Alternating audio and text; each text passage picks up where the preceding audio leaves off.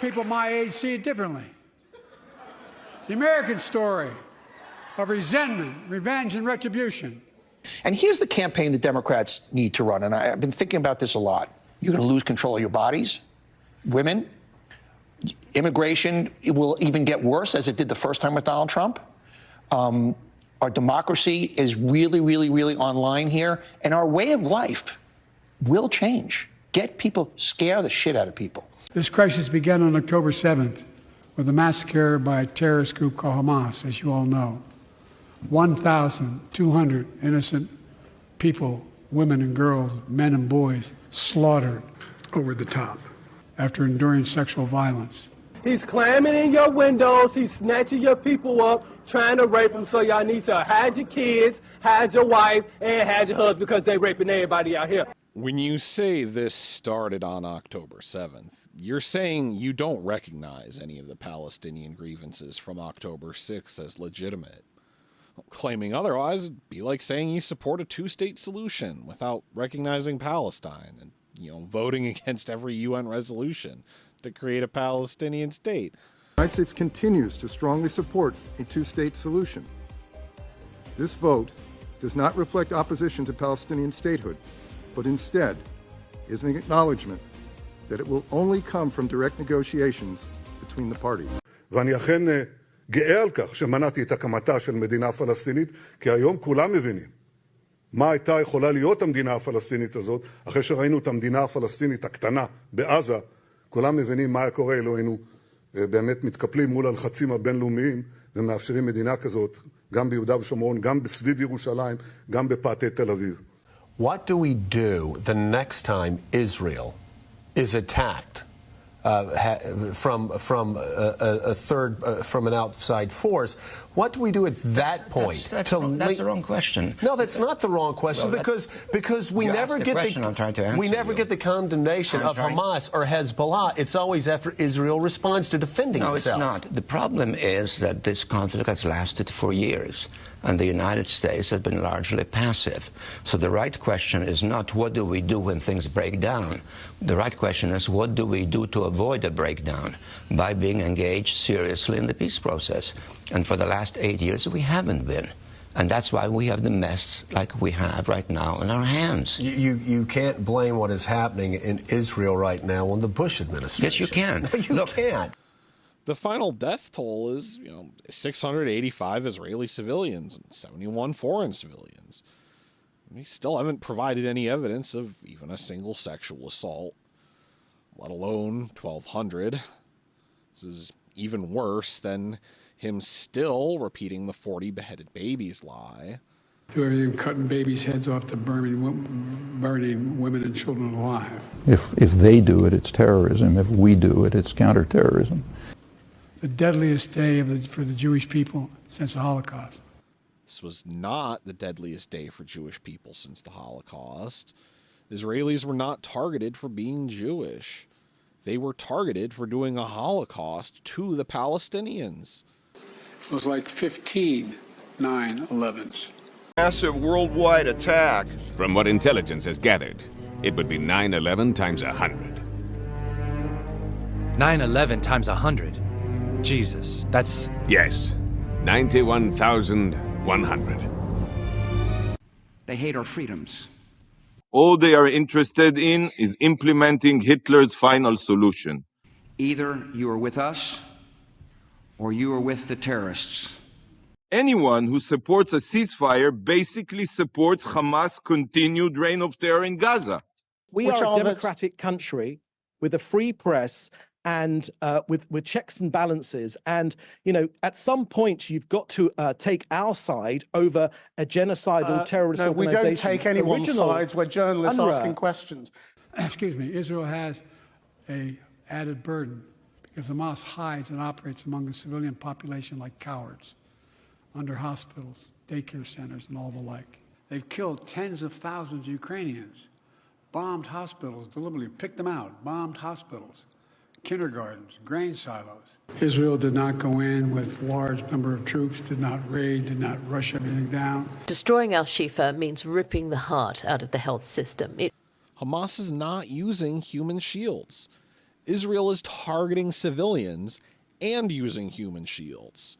This has been confirmed by human rights groups. Now, Plus 972 and Local Call have revealed what I described in my Automation of Atrocity video.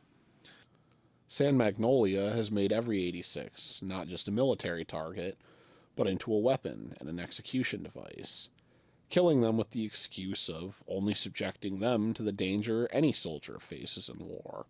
Since there aren't any humans, there are no human casualties, and the principles of St. Magnolia are upheld as justification.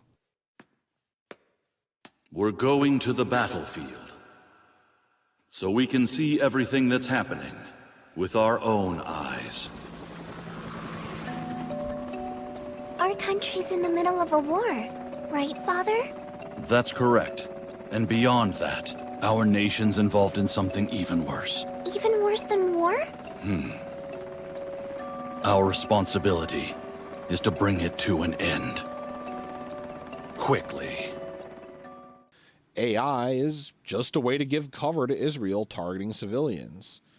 After all, if you can just wait until the target is surrounded by civilians, as Lavender's sub-program, Where's Daddy, does, then you can turn an entire civilian population into combatants and their human shields. All of this is powered by Google, by the way. Wonder why "don't be evil" isn't their motto anymore.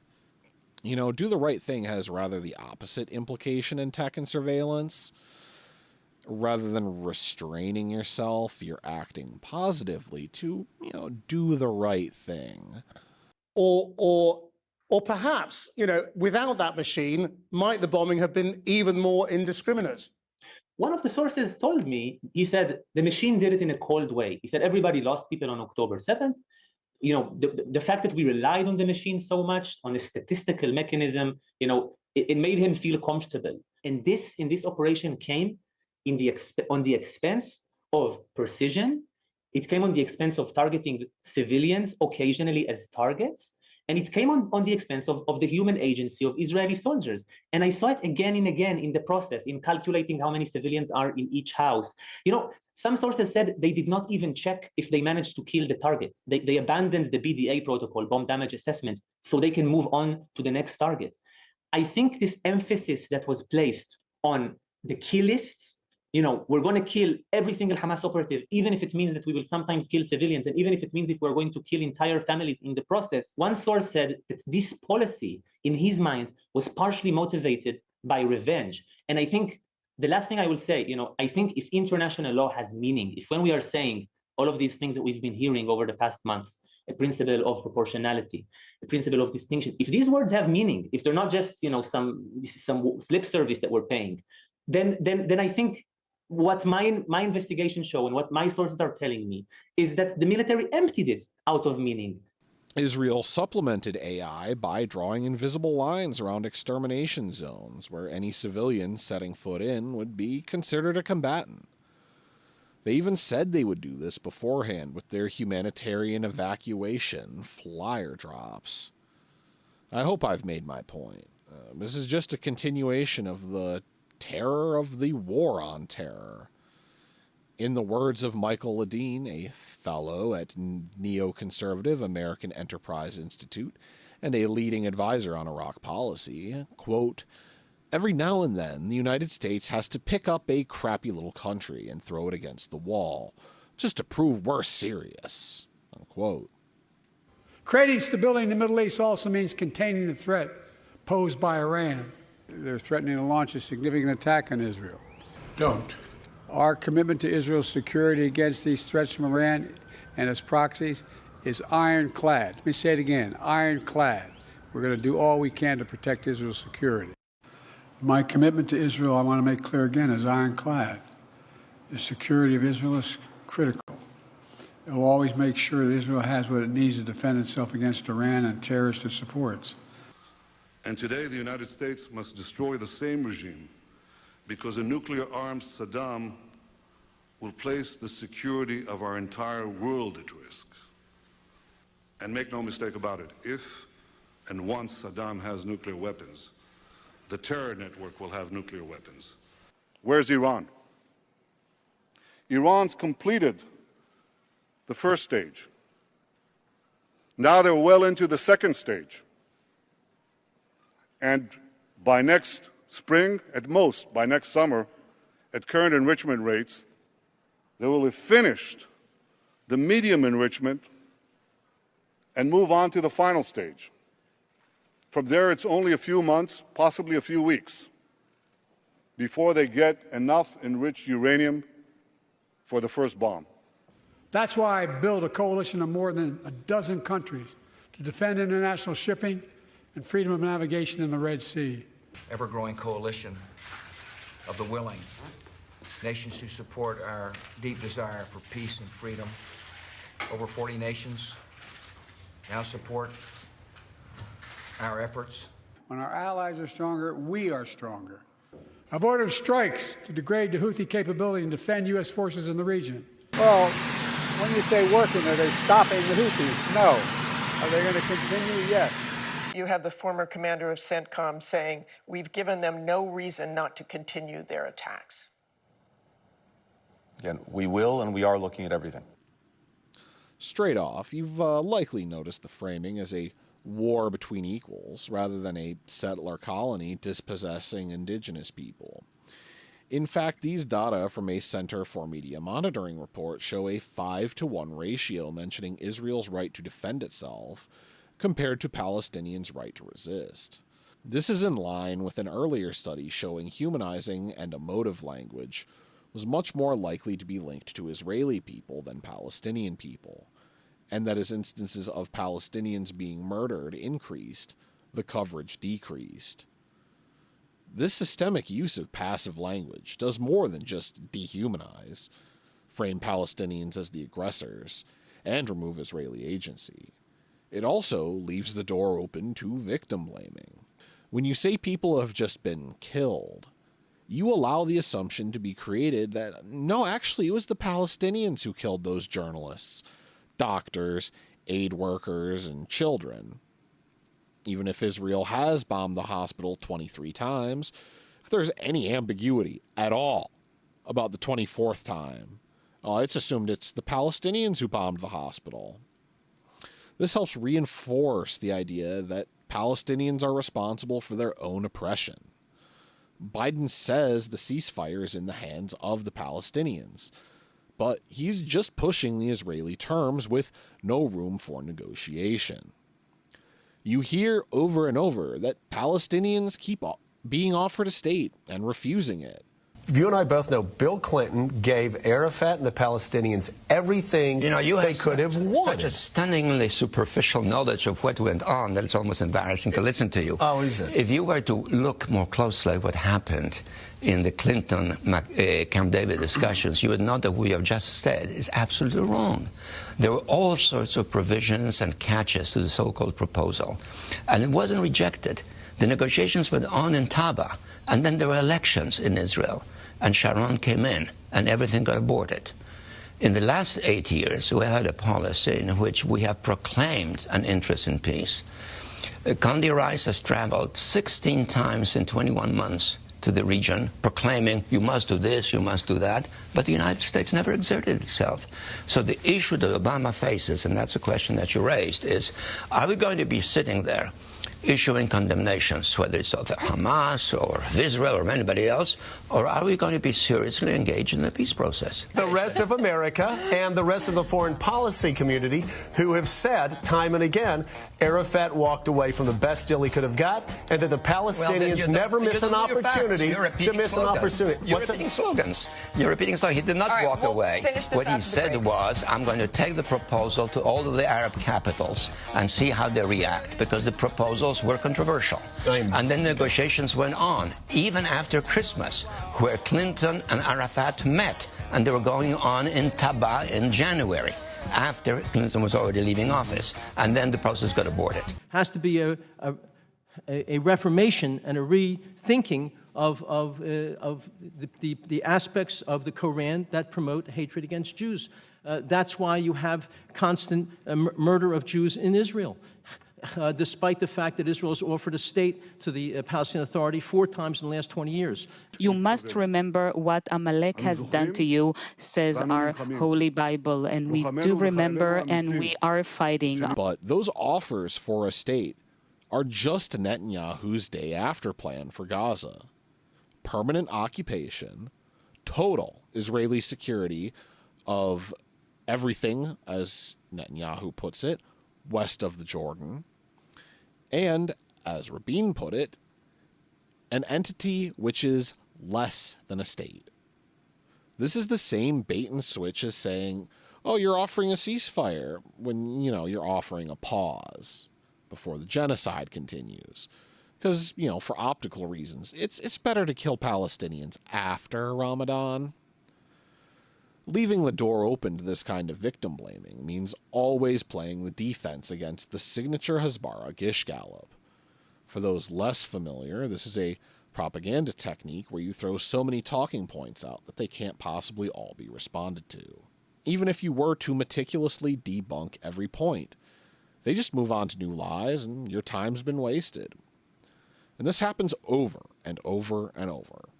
For example, they love to argue about the number of trucks. Before this war, which we didn't want or didn't ask for, there were about 70 aid trucks of food alone going into Gaza. Just today, there were 243 on an those average. Numbers are disputed.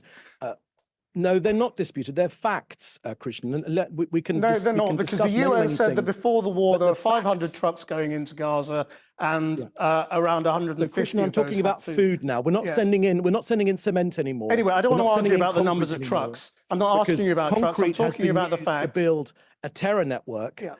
Concrete has been used to build. We're not talking about that either right now. We're talking about because you talked, Christian, about the aid trucks. We're saying that we're talking about food. There were 70 before the war.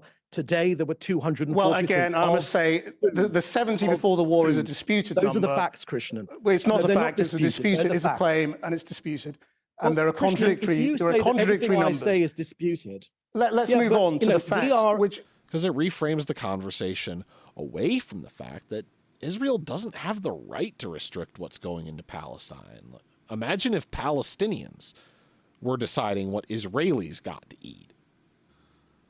Thus, I posit the most effective approach is to remain on the offense, disrupt their framing, and push them into admitting how monstrous and racist they are.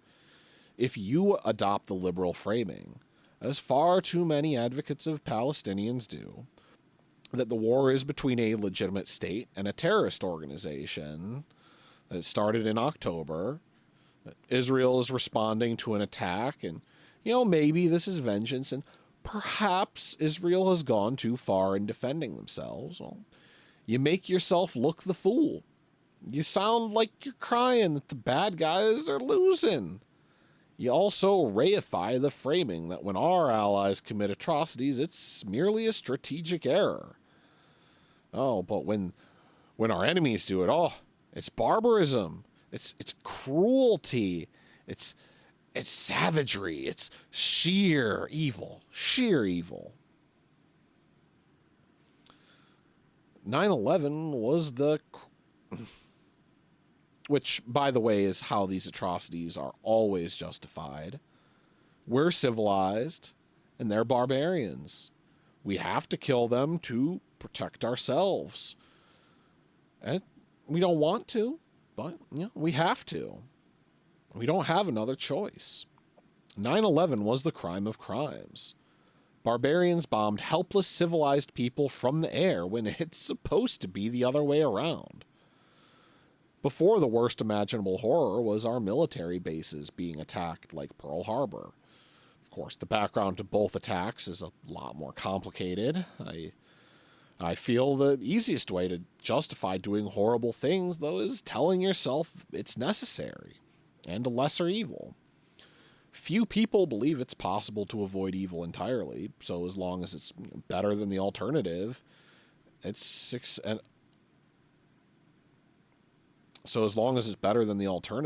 acceptable evil, even if they haven't totally dehumanized the people it's being done to.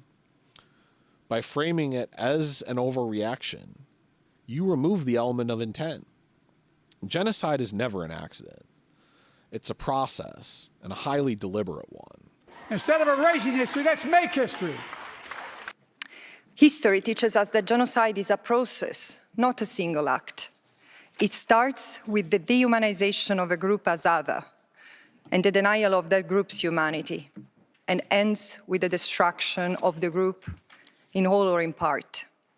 The dehumanization of Palestinians as a group is the hallmark of their history of ethnic cleansing, dispossession, and apartheid. The Flower Massacre and My Massacre are both the result of policy and dehumanizing propaganda, and they were protected and covered up by the institutions. It wasn't just a matter of the colonial police feeling threatened. Shots fired! Shots fired! Shots fired! Shots fired! You know.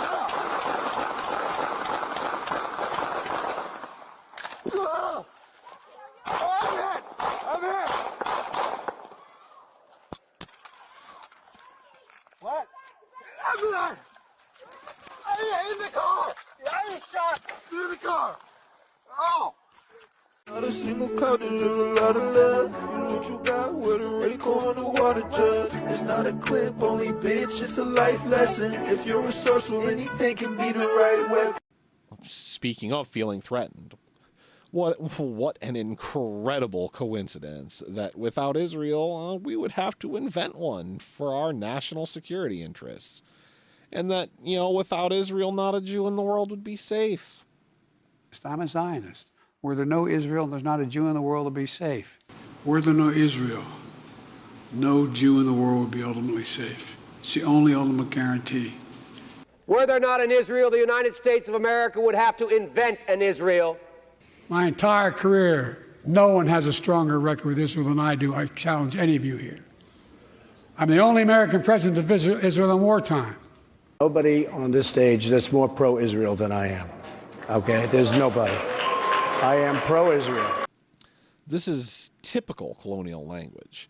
It completely removes the indigenous people from the equation and deals only with the safety of the metropole and its settlers, thereby justifying the destruction of the native population for the safety of the colonial project. This is why they frame the objective of this war as eliminating Hamas. Even though Palestinian armed resistance is an idea, even though it's obvious there's no military solution for an idea, it's a useful euphemism for genocide. Because the only way to eliminate resistance is to eliminate the people until there's no one left to take revenge. Biden's PR is trying to convince what's left of the Democrat electorate that, Biden is, as his own Justice Department described him, a well-meaning elderly man. I say this somewhat sarcastically, as the angry old man is very angry that people are noticing that he's 82 years old.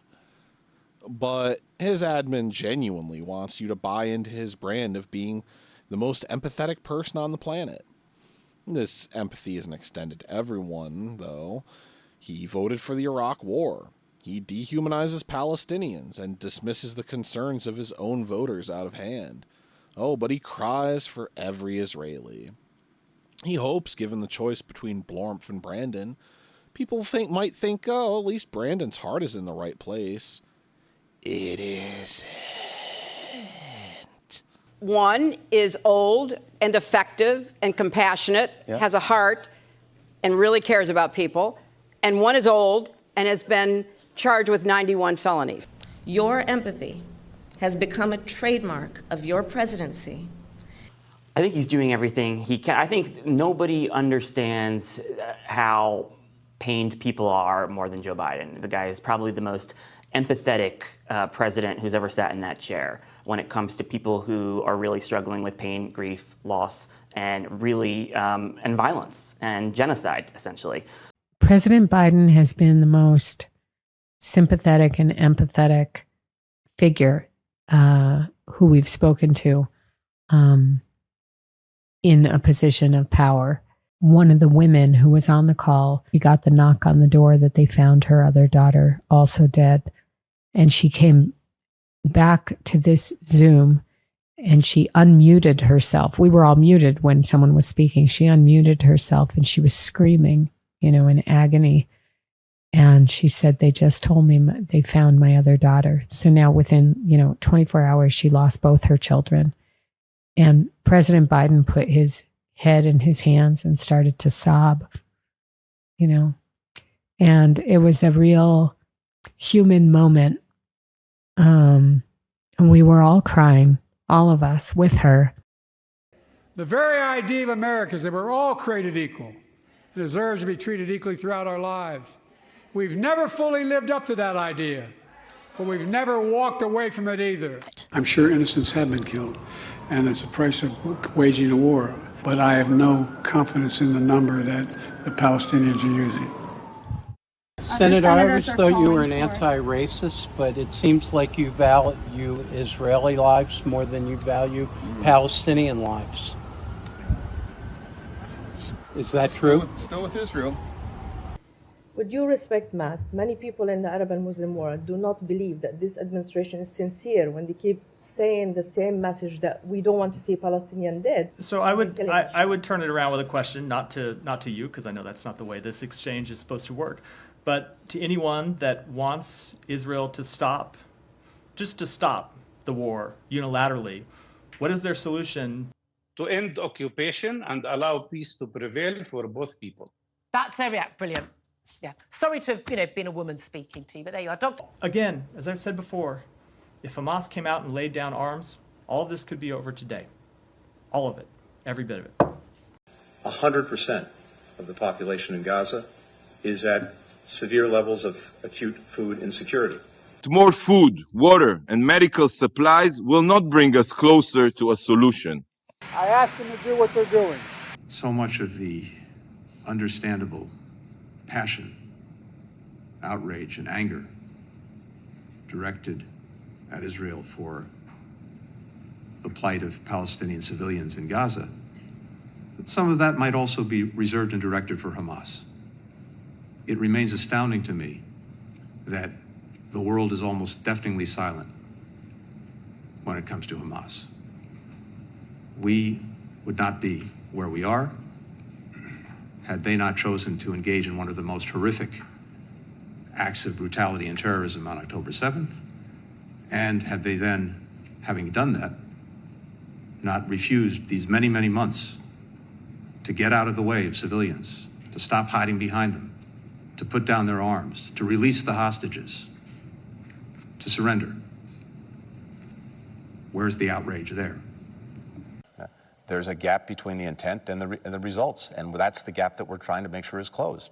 Look, this could be over tomorrow. This could be over tomorrow. If Hamas got out of the way of civilians instead of hiding behind them, if it put down its weapons, if it surrendered. And what there ought to be as well is a call on behalf of the entire world for Hamas to do just that. And again, if Hamas were to put down its weapons tomorrow, surrender tomorrow, this would be over tomorrow. Could end it by releasing the hostages, laying down arms, and surrendering those responsible for October 7th. I understand, but you're saying that you want Hamas to surrender. That is, is there really serious thinking that this is actually going to happen? Is there really expectation that the Palestinians will give up the notion of getting their rights or getting their rights in the absence of the world doing anything about granting them their rights, that they have to do it on their own? So we do not want the Palestinians to give up their rights. In fact, you have seen the secretary and the president pushing very hard for a two-state solution that would create an independent Palestinian state and would answer the legitimate aspirations of the Palestinian people. But to this question about Hamas, when you've seen 30,000 Palestinians killed, why wouldn't they lay down their arms and stop that bloodshed? Why wouldn't they lay down their arms and stop the war? If they truly care about the thousands and thousands of civilians who have been killed in a war that Hamas started, so remember who started this war, if that was in their real interest, the well-being of the Palestinian people, I'm hard-pressed to answer why they wouldn't lay down their arms and pursue a demilitarization option when you have the United States and other countries in the region saying, we are prepared to step forward and work on a legitimate political path forward for the Palestinian people. Not one that's brought about by terrorism, not one that's brought about by violence, but a legitimate political path that leads to an independent Palestinian state. Lastly, Are we saying you've got 20 days, 20 months, 20 years? We asked them to put up a timetable. What's our timetable? The Palestinians basically said, okay, we lay down our arms. They've done it time and time again. They recognized Israel. They signed treaties Hamas and so on with them. Hamas said they will abide by the, let's not, Hamas won't even sign up to the principles of the PLO. So. But I'm saying that what we're saying is there has been a Palestinian effort that has failed.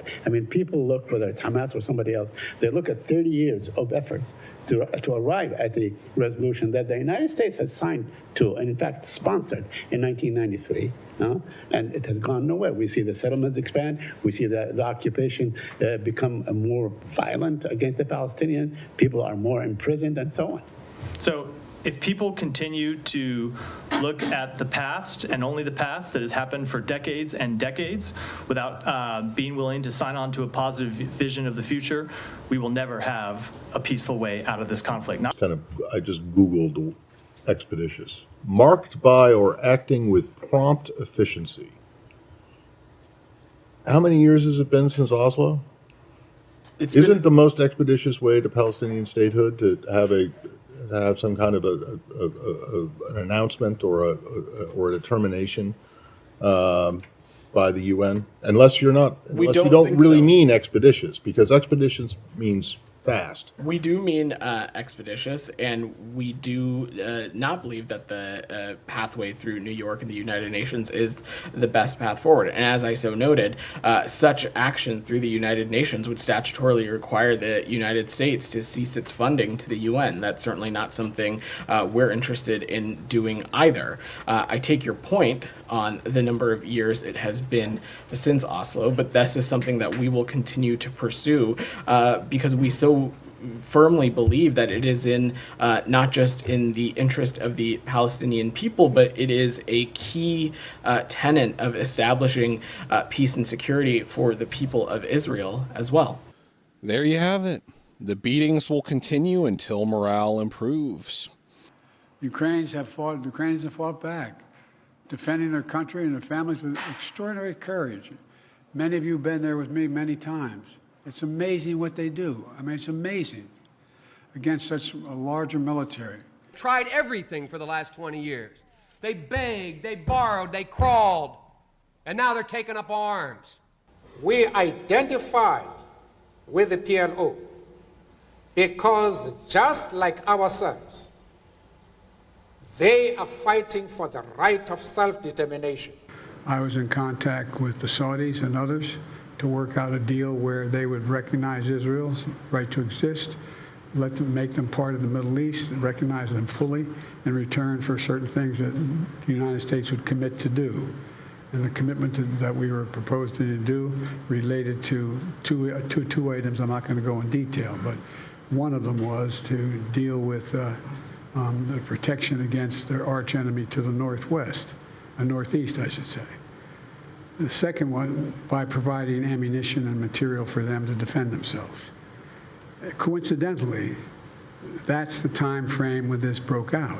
I have no proof what I'm about to say, but it's not unreasonable to suspect that the Hamas understood what was about to take place and wanted to break it up before it happened. Not only terror, but sheer evil. Sheer evil. A campaign of pure cruelty. Not just hate, but pure cruelty against the Jewish people. And I would argue it's the deadliest day for Jews since the Holocaust. That hate never goes away. Hold on a second, I used to think you could defeat hate, that you can make it, all it does is go underground. It just goes underground, it doesn't go away. It only hides until it's given a little oxygen. I've been doing this a long time. I never really thought that I would see and have confirmed pictures of terrorists beheading children. They were told they were going to meet the enemy for the first time in 3 months of being in country. They'd never seen the enemy. They just shot at. And they went into this village of about 500 people, possibly more. And they expected to see the enemy there. The intelligence, as it always is, was bad. There was the 48th North Vietnamese Division was nowhere near the place. That's what they thought. And instead of meeting the enemy, there were just families, women and children and old men. And so they began to murder them. They put them in ditches, and they raped, they killed, they threw babies up. This was hard for me to even in the first year, and caught them on bayonets. I mean, and some of the stuff I kept out of the initial story was just so awful. If they do it, it's terrorism. If we do it, it's counterterrorism. Well, I might have killed about 10, 15 of them. Men, women, and children. Men, women, and children. And babies. And babies. Why did you do it?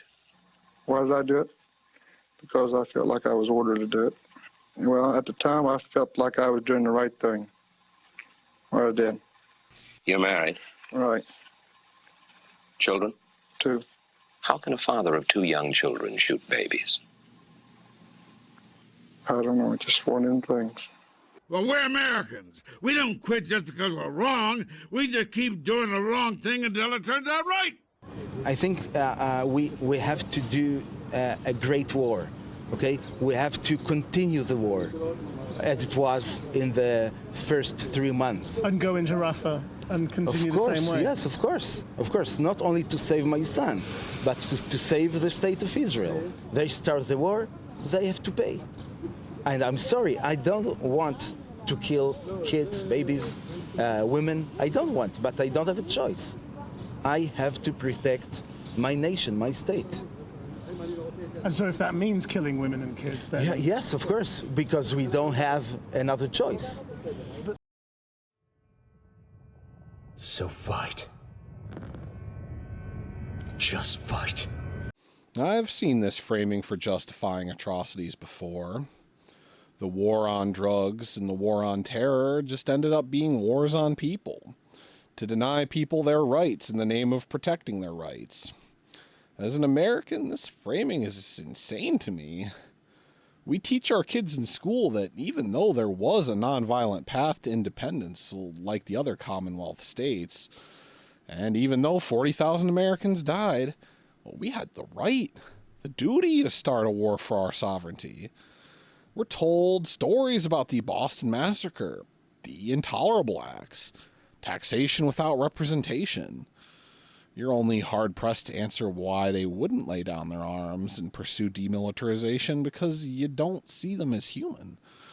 When it's human beings committing a genocide, you say, oh, we're not grading their homework. But when Palestinians want their rights, oh, well, they have to finish their homework first. And if they get good marks from Israel, maybe then they can graduate to being human. You know, how many civilians has Israel lost? Why don't they pursue a demilitarization program? In the case of Israel, shit would actually work. But if you're not willing to just support the president now and say these kinds of things, you might as well just get your MAGA hat because you now are helping trumpet this. Anyone who's attempted to interact with these Democrat loyalists, who will henceforth be known as Blue MAGA, has surely noticed that they have the same inability to handle constructive criticism and cult-like devotion to dear leader as Red MAGA. The absolutely apoplectic response to Uncommitted perfectly demonstrates this. It can't. Okay, but so what did you think about what happened in Michigan? Meaning the people voting Uncommitted. I don't know. Yeah. I'm old enough to remember when you were upset about policies that a government was doing or that your political party was doing, you actually got involved. You didn't pull back. You said, I want a seat at the table and I'm going to earn it and then demand. I think what's happened is ridiculous. So you don't and think how's that going to help economic opportunity for the people of Michigan? How's that going to help make that state better? How's that going to help the Democratic Party win? People who just voted. I think these people voting Uncommitted, I think it's pathetic. And if they really want to make a difference, they should roll up their sleeves and get involved. But you know what, Andrew? I hope they like what the other guy will do. I'm sure he'll listen to them, you know? I mean, it's absurd. She is a big problem. Genocide Joe! Genocide Joe! Genocide Joe! Genocide Joe! Genocide Joe!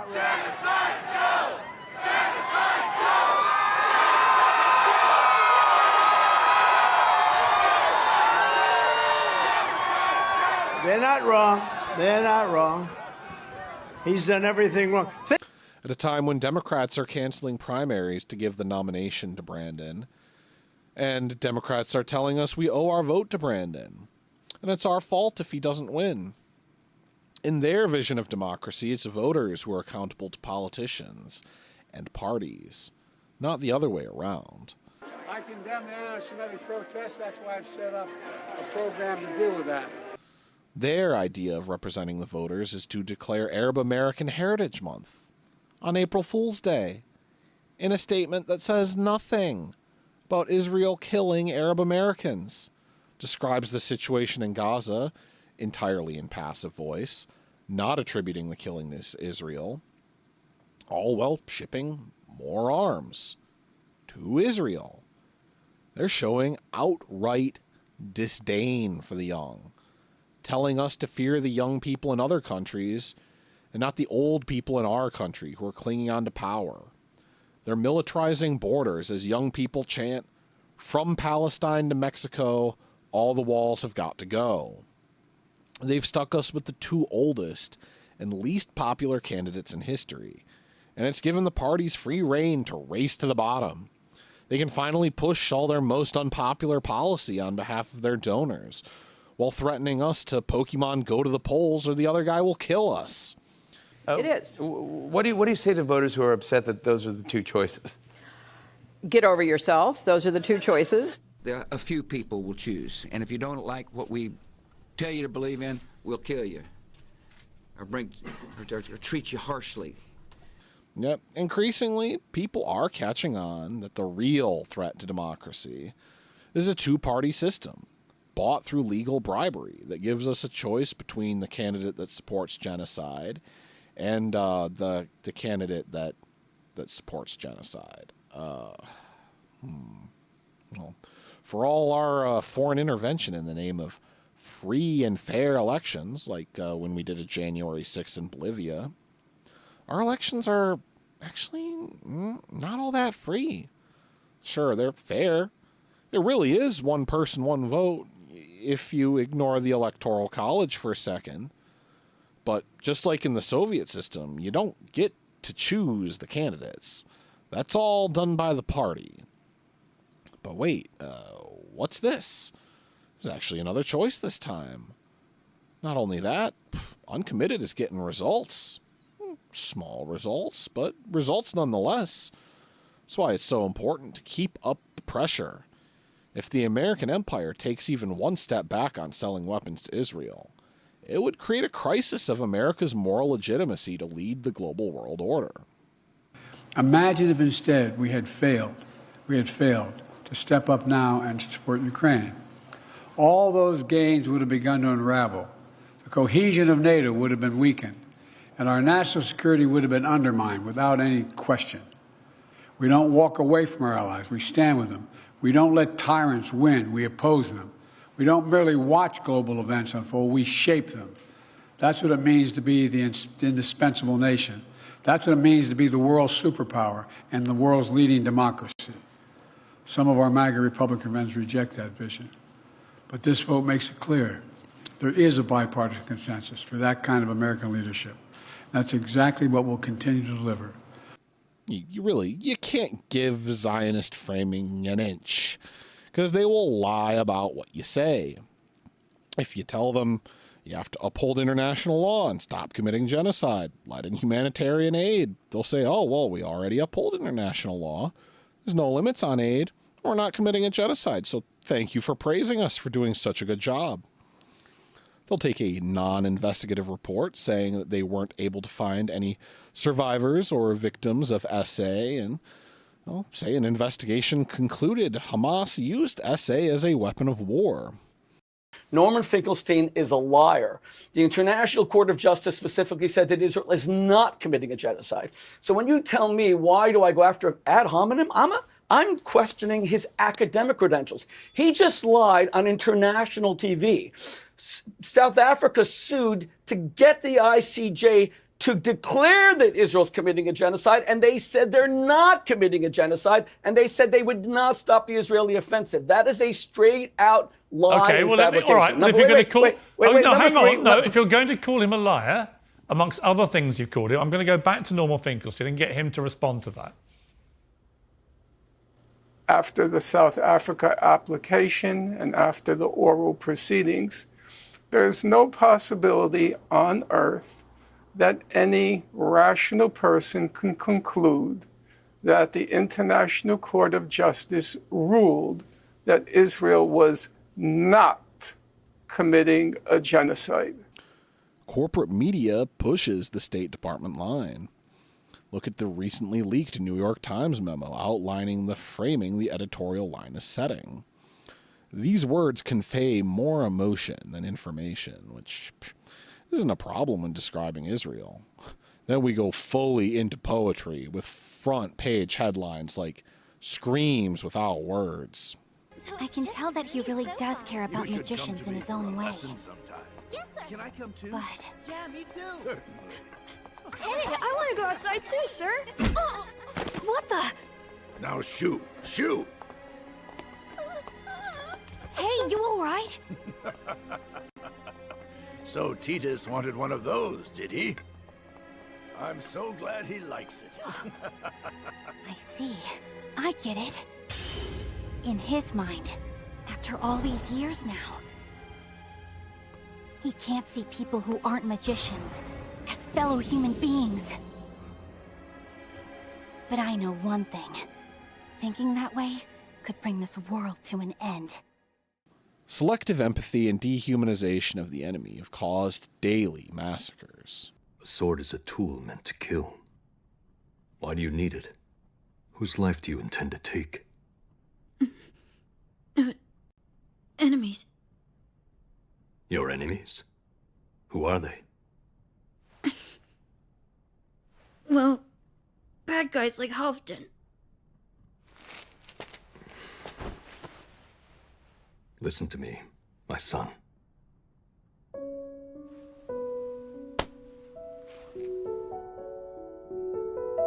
You don't have enemies. The truth is that nobody has them.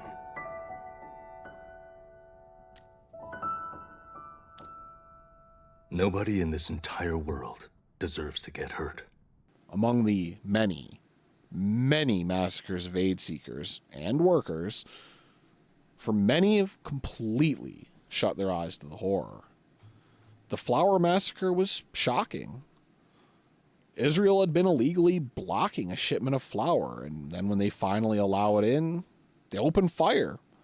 And the worst massacre of aid seekers yet, resulting in the rest of that flour being blocked.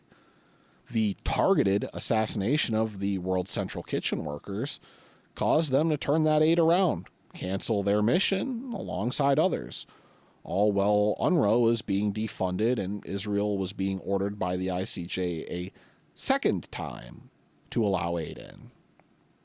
Yet, we're expected to believe 3 airstrikes on an aid convoy. You had GPS tracking on, just a big oopsie.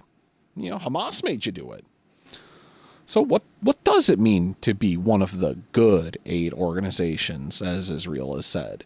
Any aid worker, genuine aid worker, of which WCK were, WCK are one of the good guys in this war, because the dilemma that we face is that aid workers themselves What about actually Médecins Sans Frontières? participated. Do you accept that they are aid workers? Aid workers themselves from UNRWA, for example. No, we're not talking about UNRWA. I'm asking you about Médecins Sans Frontières. Are they a recognised aid agency in your mind? I don't have any information on MSF to share with you, so I can't speak to that point. But I want to share with you the dilemma that we face here in Israel. No, I want to keep asking you about some of these cases, because also in January there was the British charity Medical Aid for Palestinians that was hit. Is that being investigated? Again, I don't have any information on that case. I, from my memory banks, will tell you that medical aid for the Palestinians, I think, have been investigated by the Charity Commission in the UK itself for the misuse of funds. So that's probably not the best example. But Humanitarian assistance cannot be a secondary consideration or a bargaining chip.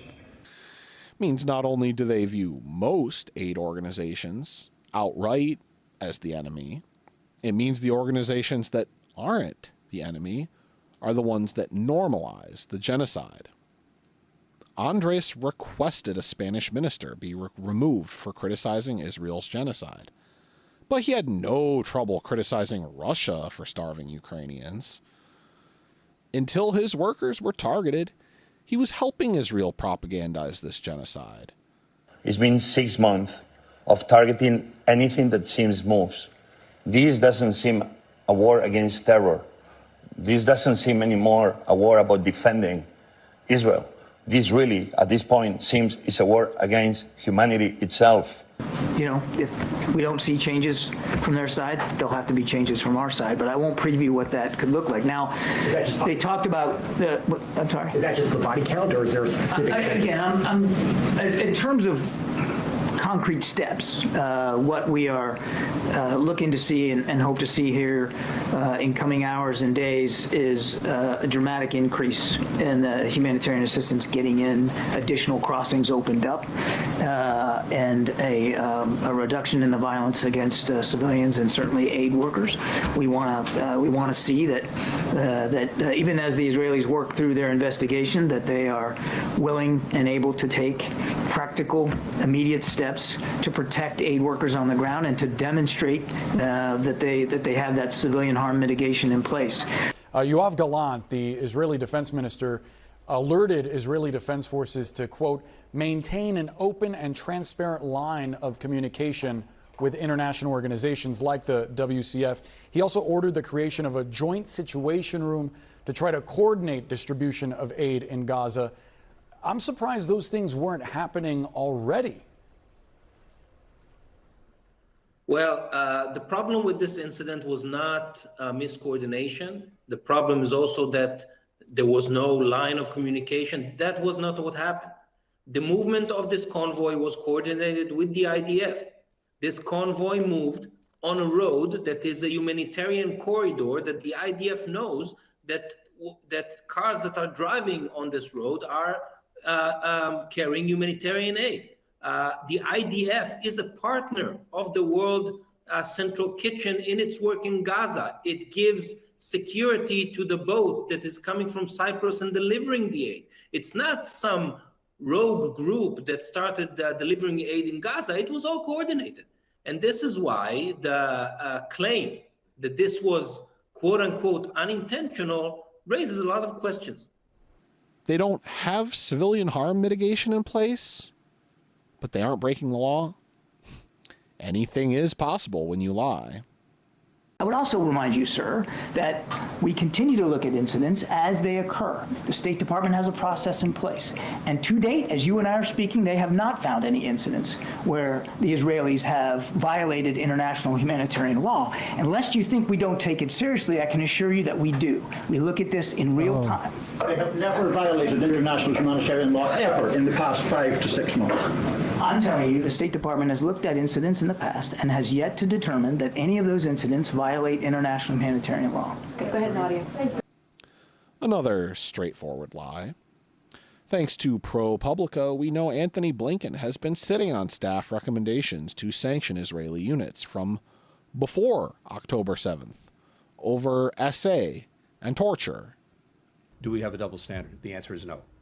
As this report makes clear, in general, as we're looking at human rights and the condition of human rights around the world, we apply the same standard to everyone.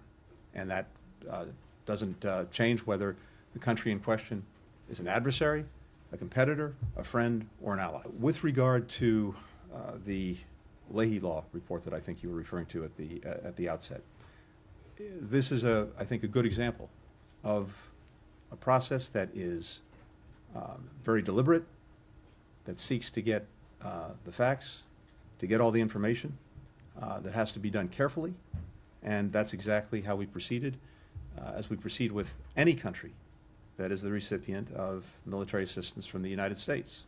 And again, the same standard applies. This fairy tale that there is no double standard, it's another bald-faced lie. Israel goes through a separate Leahy process to everyone else.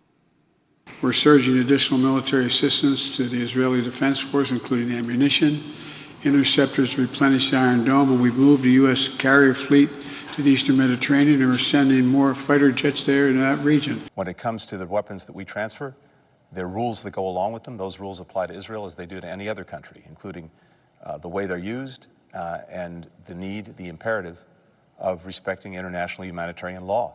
There's no red line. I'm going to cut off all weapons so that I do hold them responsible in the sense that they're supplying the weapons to the people who did it. The idea is that to the United States to cut off support for Israel, that's just a fundamental policy disagreement. So when you see people who offer interviews that say we want the United States to stop supporting Israel's right to defend itself, that's not something the Secretary agrees with. It's not something the President agrees with. And ultimately, they are the ones who have the responsibility of making those decisions. Looking at this as a zero-sum game. Like, yes, you are, sir. It's, well, if they're not doing what you want, then cut off the aid so they can't defend themselves. That's not the way we're going to do this. It's not the way we have done this. They have a right to defend themselves. They need the capabilities. Let me finish.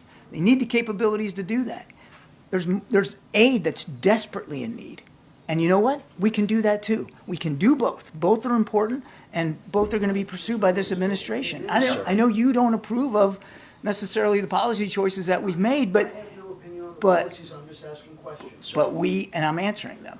We can do both. We can influence our Israeli counterparts to do more, to be more careful. Since the early hours, we've been urging our Israeli counterparts to act with as much precision as they can in their targeting. Our constant efforts to urge the Israelis to be as precise and careful as possible, we can still continue to urge Israel to be more careful and more precise. The need for the Israeli Defense Forces to act with precision. We continue to work with the Israelis to make sure that they are as precise as they can be. See, they're not listening. Have you tried synonyms for precision? We continue to stress to our Israeli counterparts that they be as discriminate and careful in their targeting as possible, be as cautious and deliberate and as careful as they can, to be more careful and more deliberate, be very deliberate in the most discreet, deliberate, careful, cautious way possible, the utmost care. And a special burden to be mindful. To be mindful? For a long-standing period of time, opposed the mandate of this special rapporteur, which we believe is not productive. And when it comes to the individual who holds that position, I can't help but note a history of anti-Semitic comments. We believe that allegations of genocide are unfounded, but at the same time, are deeply concerned by We believe the submission against Israel to the International Court of Justice distracts the world from all of these important efforts. And moreover, the charge of genocide is meritless. It's particularly galling, given that those who are attacking Israel, Hamas, Hezbollah, the Houthis, as well as their supporter Iran, continue to openly call for the annihilation of Israel and the mass murder of Jews. It's basically the state of Israel. They just don't believe it should exist. So again, it's not a phrase that we recommend using, given because of that context. This wasn't Hamas, this was Netanyahu. I understand. I don't have anything more on that, and I certainly don't have anything more on the conversation to read out with respect to that. When you've totally bought into the propaganda, this becomes your response.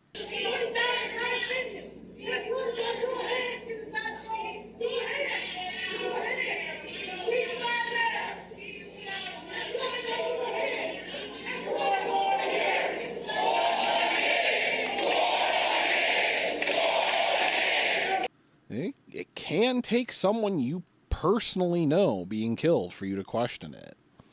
Even Tapper, one of the biggest Israel shills, could not believe his own colleagues would allow themselves to be used as human shields. I think it will be seen that the IDF really has done everything that is humanly possible to try to safeguard innocent civilians. It's very hard to believe that, especially on a day when one of our producers lost 9 members of his family who are not members of Hamas, not members of the Palestinian Islamic Jihad, not members of any group, just 9 people just trying to live their lives.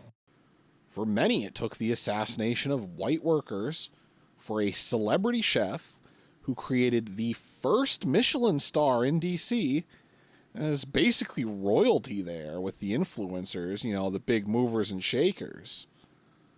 Even Israel thinks they can get away with it and shield the individuals. Creating that sense of impunity is important to continue the crimes.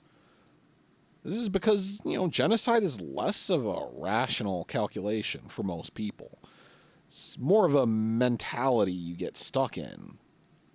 In a way, it has to be, since you have to commit to an incredibly dehumanizing mentality to tolerate the extermination of innocent human beings. This means that when people who haven't been sufficiently dehumanized are exterminated, it may actually shock you. That boy you abandoned, his name was Shin, wasn't it? Are you sure? It's really him? No, there's no way he's even still alive! How could he? Does he still hate me? What do you care? It's not your problem. It's not my... It's not... If that's not the case, you need to help me. What do you say? You abandoned him twice. Are you going to do it a third time?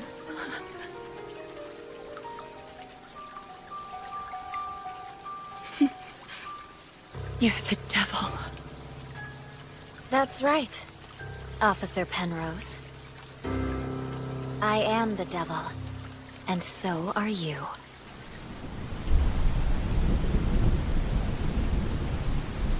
Bro, I swear I want a ceasefire, bro.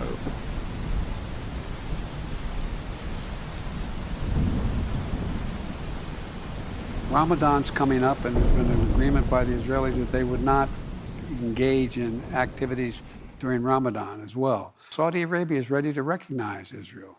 Can you give us a sense of when you think that ceasefire will start, sir? Well, I hope by the beginning of the weekend. I mean, the end of the weekend. At least my national security advisor tells me that we're close. We're close. It's not done yet. And my hope is by next Monday, we'll have a ceasefire. No possibility. We saw hungry, desperate people approach aid trucks, simply trying to secure food for their families after weeks of nearly no aid reaching northern Gaza. And they were met with gunfire. There must be an immediate ceasefire. For at least the next 6 weeks. To lead to a sustained pause. Hamas claims it wants a ceasefire. Well, there is a deal on the table. And as we have said, Hamas needs to agree to that deal. It's in the hands of Hamas right now. The Israelis have been cooperating. And he urged Prime Minister Netanyahu to empower his negotiators to conclude a deal without delay to bring the hostages home. You've said that the response in Gaza is too much. Over the top. And that the loss of an innocent life in Gaza is just as horrible as the loss of an innocent life in Israel. But I have no confidence in the number that the Palestinians are using. And yet there have been calls for an immediate ceasefire. You have not supported those calls. Again, you seem like an optimistic person. You believe maybe there's a future for a two-state solution. But from where I'm sitting, it does seem like there doesn't seem to be any appetite for that right now.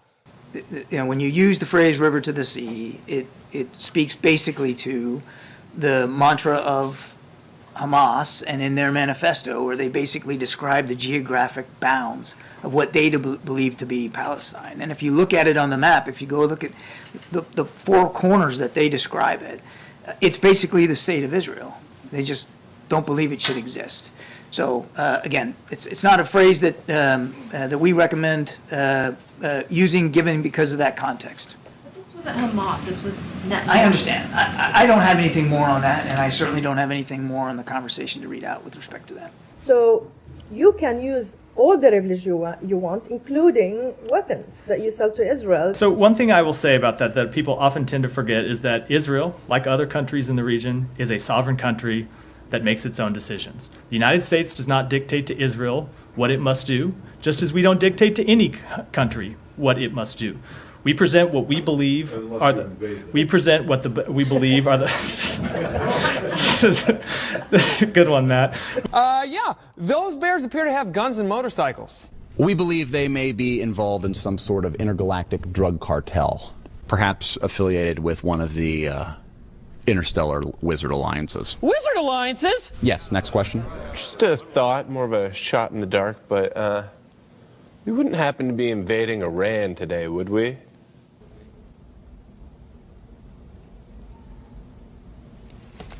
You got me.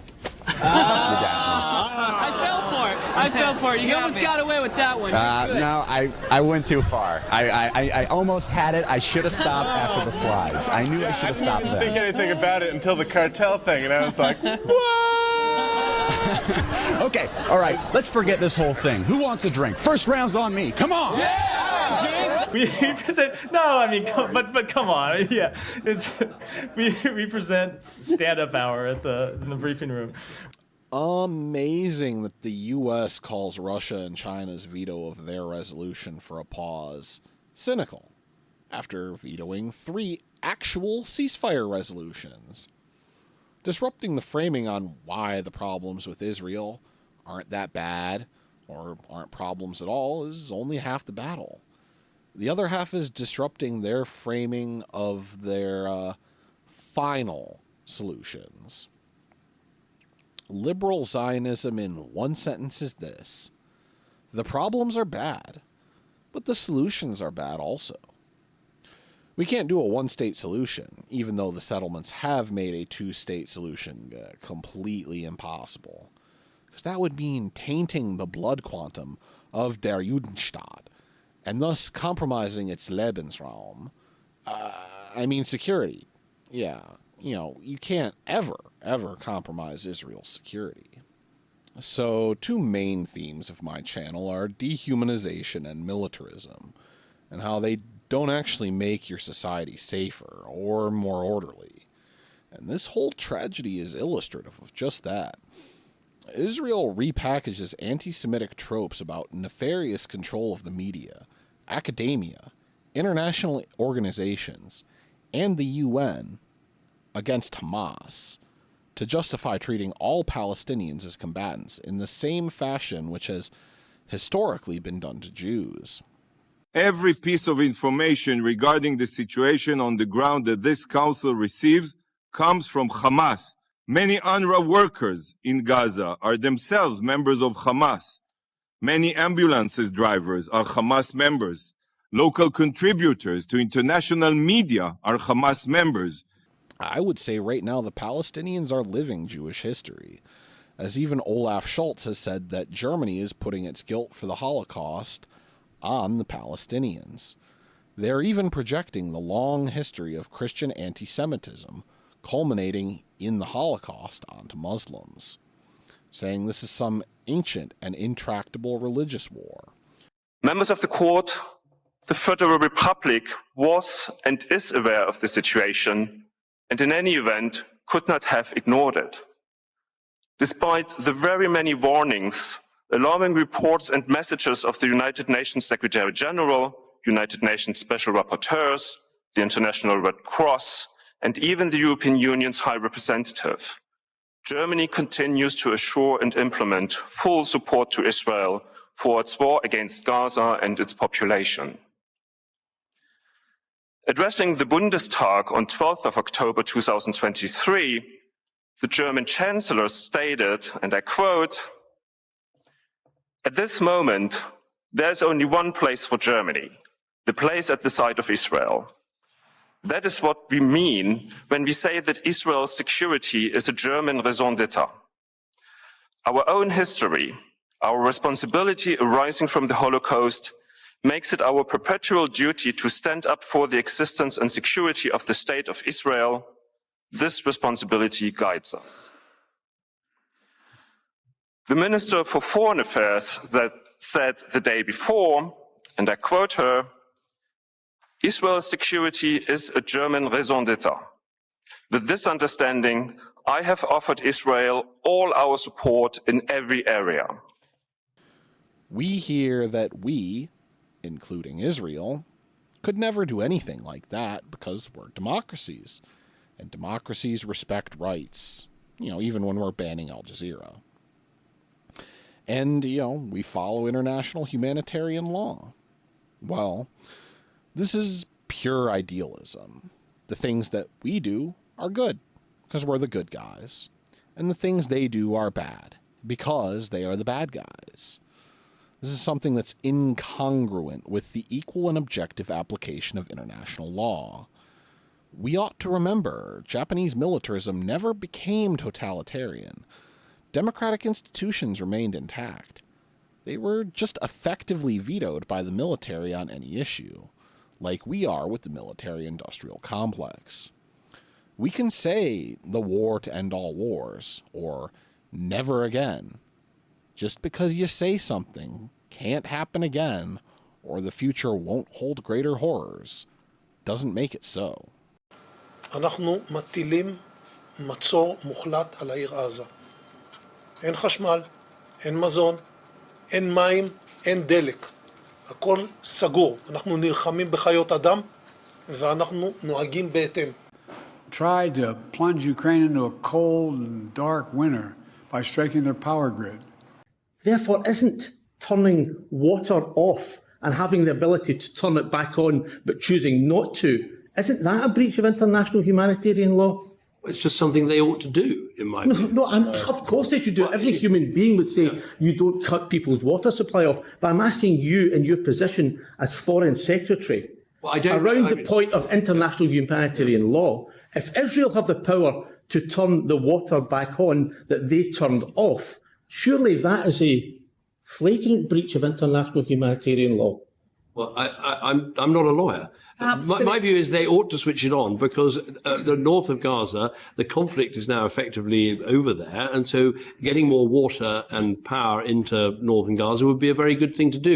You don't have to be a lawyer to make a judgment about that. You just have to be a human being. Of course they should do it. Every human being would say you don't cut people's water supply off. And just, Lord Cameron, just to clarify, so you have received no advice at any point from any government lawyer that states that Israel is in breach of international humanitarian law? That's not what I said. No, that's why I'm asking you to clarify. Yes, well, I'm going to give exactly the same answer all over again, which is what my role is, right?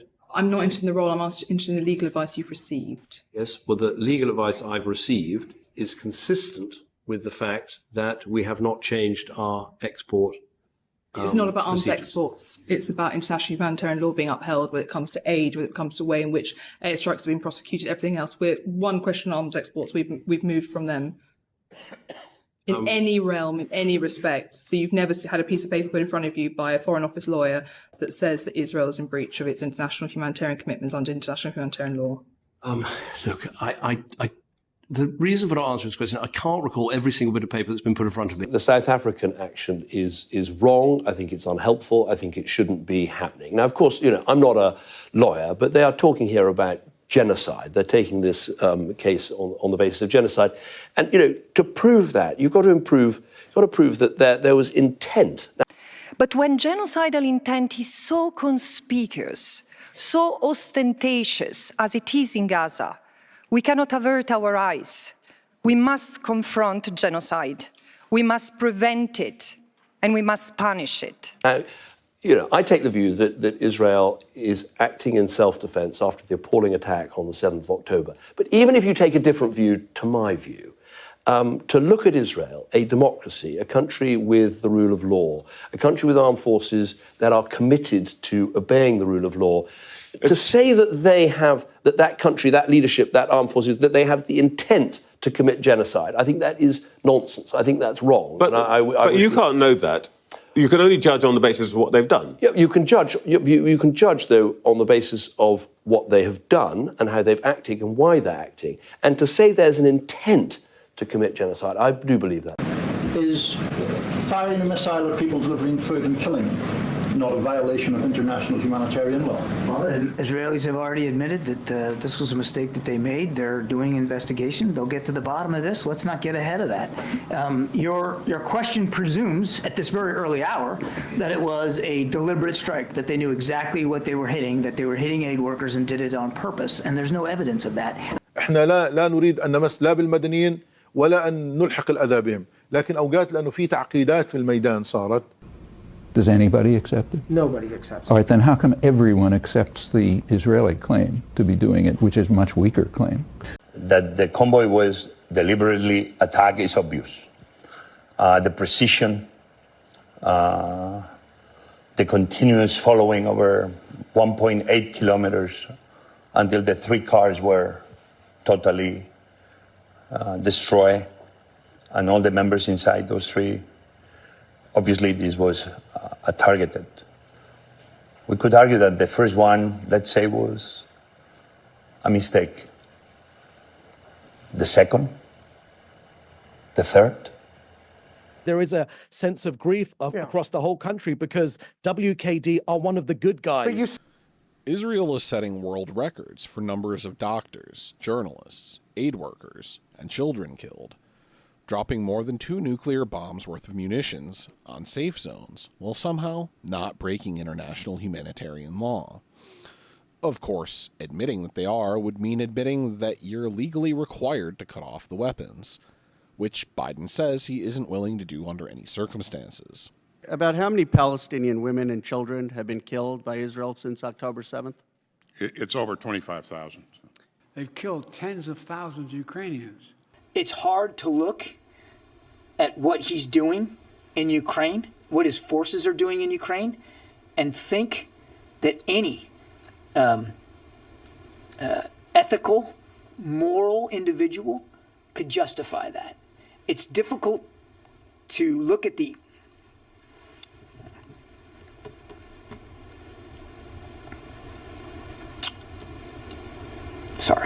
It's difficult to look at some of the images and imagine that any well-thinking, serious, mature leader would do that. And then I was surprised John Kirby said that Israel is taking more precautions than the U.S. military would to protect civilian life. Mr. Austin, Secretary Austin, isn't that statement inaccurate given Israel has used hundreds of 22,000-pound dumb bombs when there were no place for civilians to go? Would the U.S. government ever target terrorists with 2,000-pound bombs in a densely populated area? Well, it depends on the situation, and again. But have we done that? Use 45% of bombs that are unguided or a 2,000-pound bomb? I mean, do you really think that the Israeli government military is taking more precautions than the United States military would? I think. Just based upon the results in terms of the significant loss of life. Gentleman's time's expired. Chair, and I recognize the gentleman from Wisconsin, Mr. Gallagher. Senator Cotton, we don't have any evidence of genocide being created. Do you believe that cutting off water, electricity, and fuel on a civilian population does not constitute a war crime by itself? Nothing else? Yes, I read the indictment, and as I said, and we stand by what we said about this. We find it without merit, and we find it counterproductive, and I'll leave it there. And of course, what separates Israel, the United States, and other democracies when it comes to incredibly difficult situations like this is our respect for international law and, as appropriate, the laws of war. We do everything we can to make sure that in these situations we avoid civilian casualties. That is in direct contrast with Hamas, which uses people as human shields. Something I've seen come up in relation to the genocide PR is the mythology of the Berlin airlift. So much of all of this really goes back to the Cold War. The biggest threats to the free world are Russia, China, Iran, and the Palestinians. Although we ignore it, in this case, Israel is playing the role of the Soviet Union, forcing the airdrops. The idea that those airdrops or a pier could supply Gaza, especially when there are trucks waiting outside Israeli-controlled checkpoints, the idea they could supply Gaza, it's absurd. Berlin had been far less damaged, and the airlift was coordinated with the locals. 30,000 jelly donuts worked at 3 airfields to unload cargo. It wasn't just dropped on their heads. Israel bombed Gaza's airport back in 2001. You know, before the unprovoked attack on peaceful Israel. Tonight, I'm directing the U.S. military to lead an emergency mission to establish a temporary pier in the Mediterranean on the coast of Gaza. No U.S. boots will be on the ground. Even if the U.S. builds a pier, the aid still needs to be distributed along roads by humanitarian workers who are afraid of being assassinated by Israel. But there's no reason to be so charitable, since we know this pier was Bibi's idea. So more likely its purpose is to deport Palestinians and exploit their natural gas, since Israel has decided ICJ orders and Security Council resolutions, they don't apply to them. 242 isn't binding, but 181 is, even though it was a General Assembly resolution, and the U.S. argues specifically that the UN doesn't have the authority to create a state by fiat when it vetoes Palestinian statehood. International law and the UN Charter are only important when they can be weaponized against Israel. But if breaking the law means advancing the unilateral establishment of a Palestinian terror state, a Palestine Nazi state, then by all means. They're just empty words on paper, right? What this council has decided to focus on at the expense of all other calamities around the globe is to grant a prize to terrorists. Granting the perpetrators and supporters of October 7th full membership status in the UN is the vilest reward for the vilest crimes. If this resolution passes, God forbid, this council should no longer be known as the Security Council, but as the Terror Council. But it's okay for us to expand past 181, because even though the UN Charter says unilateral annexation is illegal, it's okay if you call it a defensive war against a country that wasn't even independent at the time, or if you say, actually, since 242 isn't binding, it's actually all our land, and you can't occupy your own land. Then if you ignore the Security Council's ceasefire order while telling us, oh, you didn't want this war, you didn't ask for it. Then when Iran retaliates against their strike on an Iranian consulate, they say, oh, UN, help us. You have to sanction nuclear rogue states like North Korea and Iran, and definitely not Israel. Don't look up the Apollo affair. Don't look up Mordecai Vanunu. Don't do it. I'm serious. We get to attack diplomatic missions. Israel attacks Iran. We attack Soleimani. And you don't get to respond. Have you guys decided yet or made a determination about whether what Israel hit in Damascus was a diplomatic facility or not? We have not. So how long is this going to take? I can't answer that question. We're continuing to look into it. I don't have a timetable, but it's something that you need to. We need to gather enough information that will allow us to make an actual determination. You have no one on the ground in Syria. We have arranged, overtly, as I said to you when the last time you engaged with me on this question, we have a range of abilities, a range of ways to gather information. They're partner countries of ours who are on the ground. We have intelligence capabilities, obviously, and we're continuing to gather information, but we've not yet been able to make a determination. I get it, but you were pretty quick into condemning the invasion of the Mexican embassy in Ecuador. That was a very clear, well-established embassy. And this is not very clear, where they blew up. This is something that is taking a little bit more time. No one died in that incident. That's not the question. The question was, what is it? Was it an embassy or a consulate or not? And it was very clear. How hard is it to figure that out? In the case of the Mexican, it's something that we're gathering information on. It's been like 2 weeks. And we continue to gather information. We don't have a determination yet. If this wasn't a consulate, we wouldn't need to do an investigation. We would just say that it isn't. This is a transparent attempt to waste time Well, facts change on the ground. So by the time you admit the truth, it doesn't matter anymore. Even after wasting over 6 months of time, Israel's just been defeated. Did we really think these guys could win a swift urban war? Remember how they were forced out of Lebanon by Hezbollah? Well, having lost, they're now trying to draw us into a war with Iran. So, what's the response to all this criticism? Oh, you want Donald Trump? Well, here's what I have to say to that. There are many whites who are trying to solve the problem, but you never see them going under the label of liberals. That white person that you see calling himself a liberal is the most dangerous thing in the entire Western Hemisphere. He's the most deceitful. He's like a fox, and a fox is always more dangerous in the forest than the wolf. You can see the wolf coming. You know what he's up to, but the fox will fool you. He comes at you with his mouth shaped in such a way that even though you see his teeth, you think he's smiling, and you take him for a friend. That's us. Really? Yes. Now, yes. listen, I just want you to know, people are going to see this and say, okay, she's pandering to black people again. Okay. Is it working?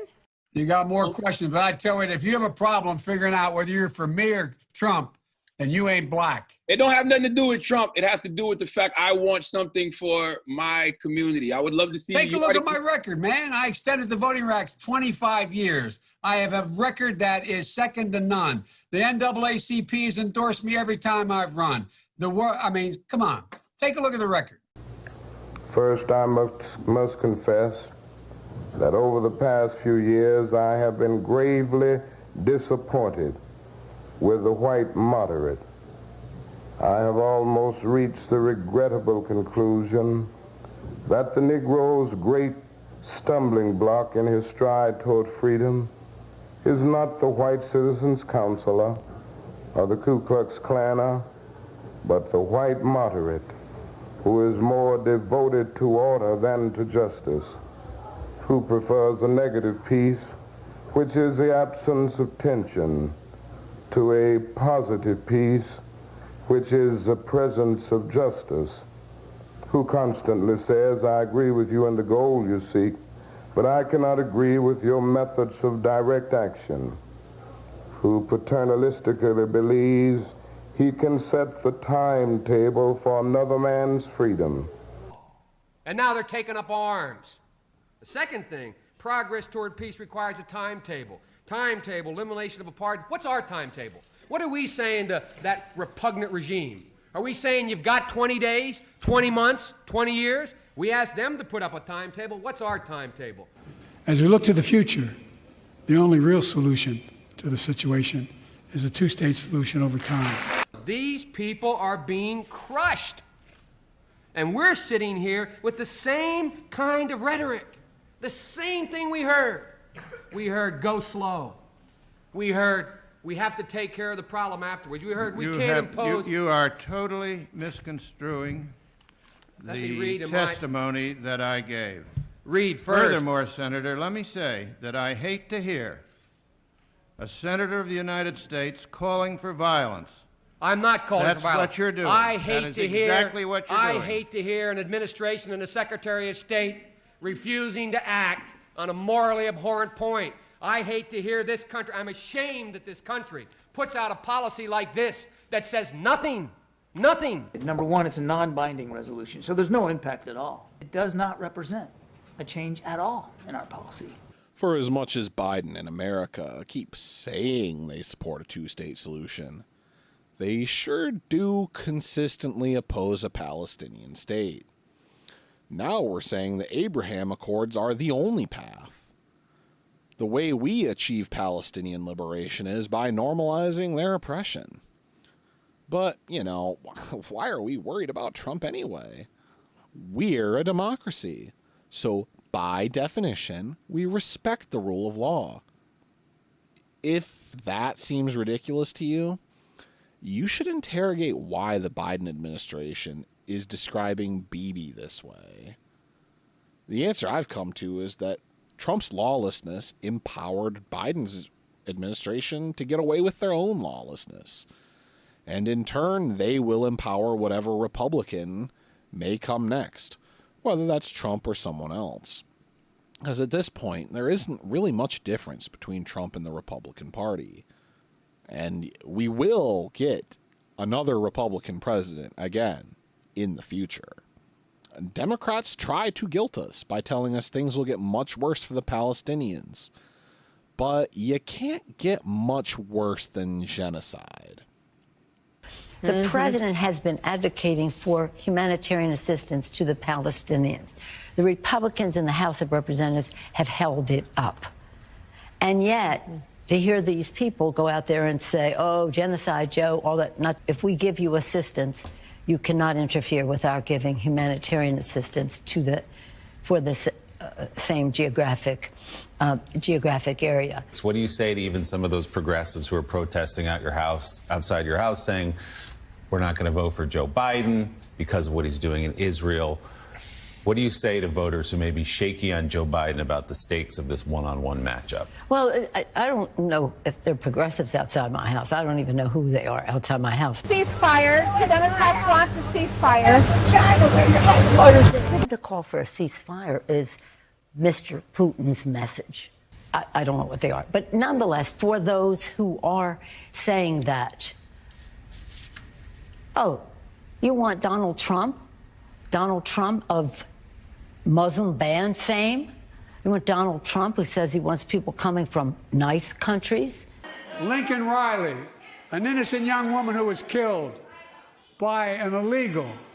The result was a bipartisan bill with the toughest set of border security reforms we've ever seen. You know, just this year I proposed and negotiated and agreed to the strongest border security bill this country has ever seen. It was bipartisan. They'll be able to be kicked out quickly. The Border Patrol Union has endorsed this bill. That conservatives got together and said it was a good bill. What are you against? You want Donald Trump, who's anti-LGBTQ, anti-women's right to choose. Sexual and gender-based violence includes things like controlling women's bodies and political persecution of LGBT. Democrats accept that when they're trying to scare you into voting for them. But it all goes out the window to pinkwash the sexual and gender-based violence they participate in. Within Israel, there has been long-running concern about the so-called demographic time bomb, the fear that the majority Jewish status of Israel will be diminished by disparate birth rates, like with the white supremacist Great Replacement theory. So they aren't exactly interested in liberating women's bodies, contrary to their propaganda. If Democrats were serious, they would have had Congress codify Roe, but they wanted it as an issue. And it might be the issue that saves them this time around. It is the main issue they're running on, and the message is powerful, but it's farcical in the face of what they are enabling. This is the outfit that she was gonna maybe wear home from the hospital. I wanted to prepare so many things for her to celebrate her arrival, my precious first granddaughter. She didn't even get the new clothes I bought her. All of these. This is... We wanted to check if there's a heartbeat, but there are no hospitals. They're only dealing with emergencies, she says. There are no scans to see if the baby's alive or not. Life is non-existent for pregnant women.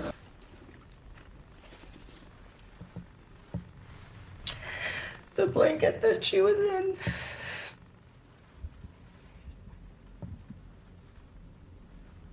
About 40% of all pregnancies are now high-risk, aid groups say. Miscarriages, stillbirths, preterm labor, and maternal mortality are much more likely. These are her little footprints.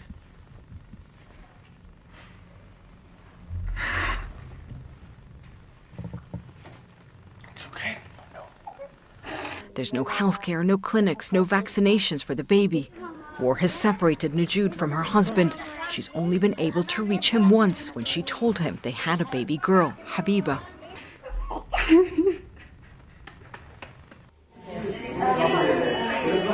Born into this world all alone. No parents by her side. only a stranger's touch for the baby with no name. Delivered by C-section last month to a mother already gone, fatally injured in an explosion, is one of the nearly 20,000 born into this war. Every 10 minutes, a baby is born in Gaza, the UN says. Gaza is where the blessings of life are now a curse. There's no chance of carrying out routine care, and the estimated 50,000 pregnant women and their unborn babies are left out in the cold. But I have no confidence in the number that the Palestinians are using. How will I give birth in war when I have nothing for the baby? No formula, no diapers. We are in a tent and it's very cold for us. What will life be like for a tiny baby born into these conditions? It's never been harder to be a mother in Gaza. All you can do is hold your baby tight and hope you both survive this nightmare. I'm Joe Biden, and I approve this message. I want Donald Trump, who was standing in the way of the Republicans in the House of Representatives for giving humanitarian assistance to the Palestinians to the tune of billions of dollars. I've been pushing really hard to get humanitarian assistance into Gaza. As you know, initially, the president of Mexico, Sisi, did not want to open up the gate to allow humanitarian material to get in. I talked to him. I convinced him to open the gate. What is their agenda? Some of it is spontaneous, sincere and real and organic. Some of it, I make a distinction between astroturf and grassroots, and some of it is astroturf.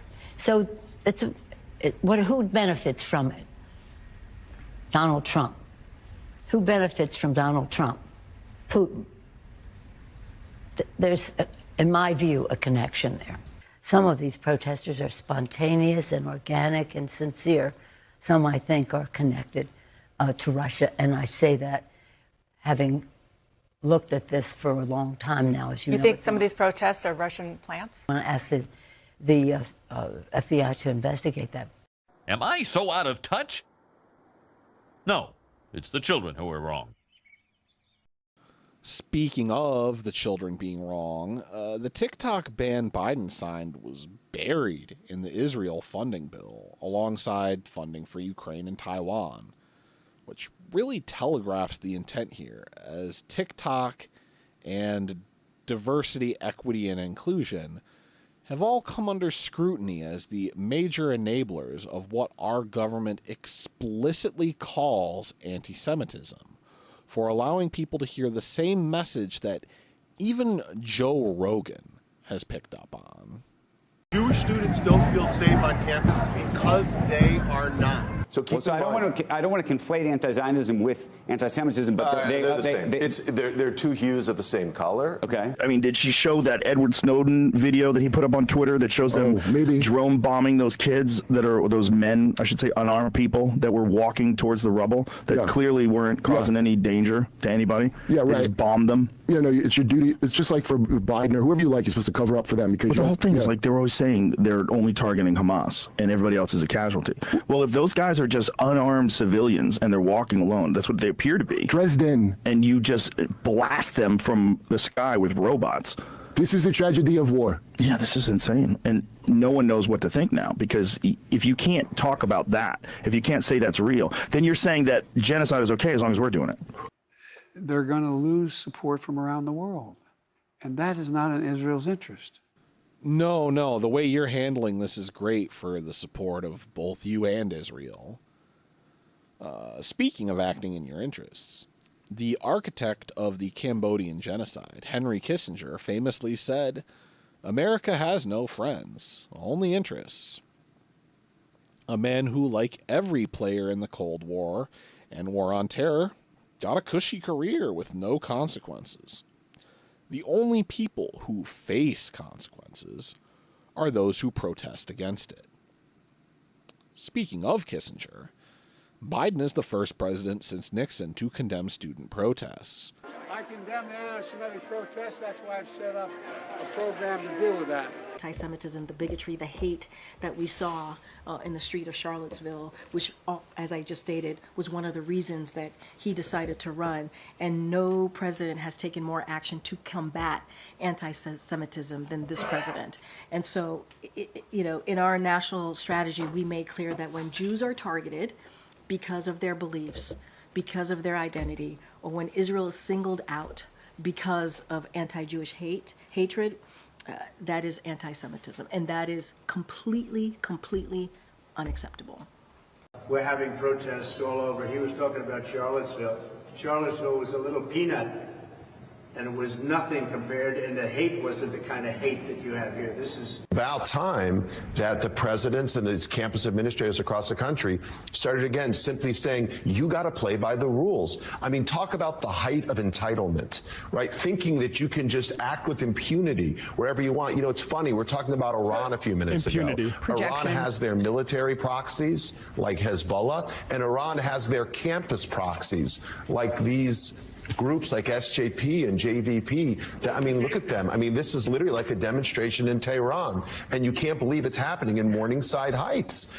A front page article in the New York Times Friday headlines, bias is shared by extremes of the right, left, and Islam. We should keep that in mind. The major issue threatening violence against Jews and all Americans, which is Muslim anti-Semitism, which is strengthened by significant institutional support and the support of imams and is becoming mainstream.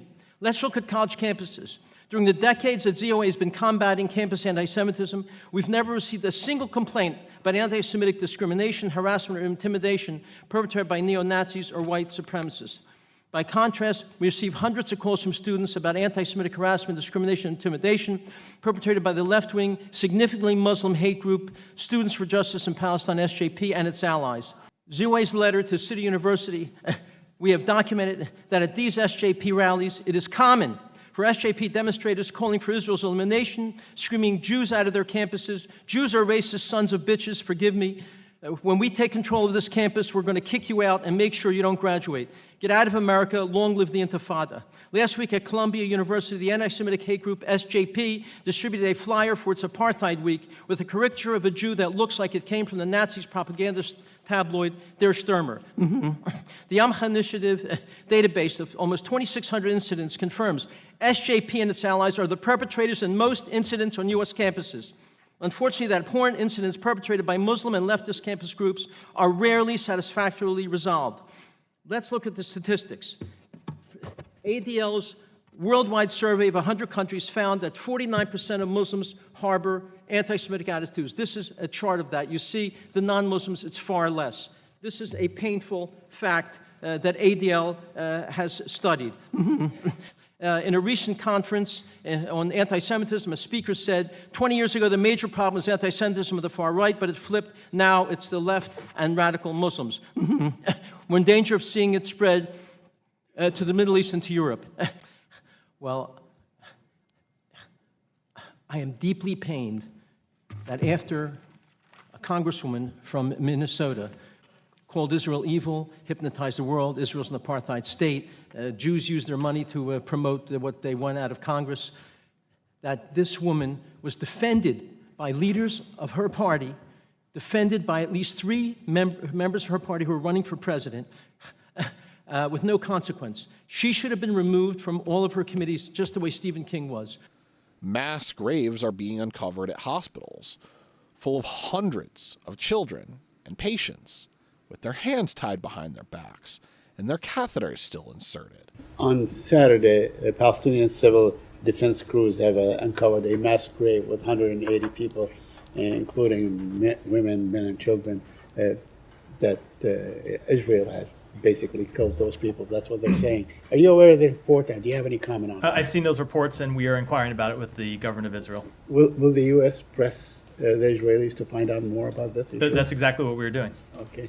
We know we've killed about 15,000 terrorists. There was a terrible battle in those areas. So the chances are...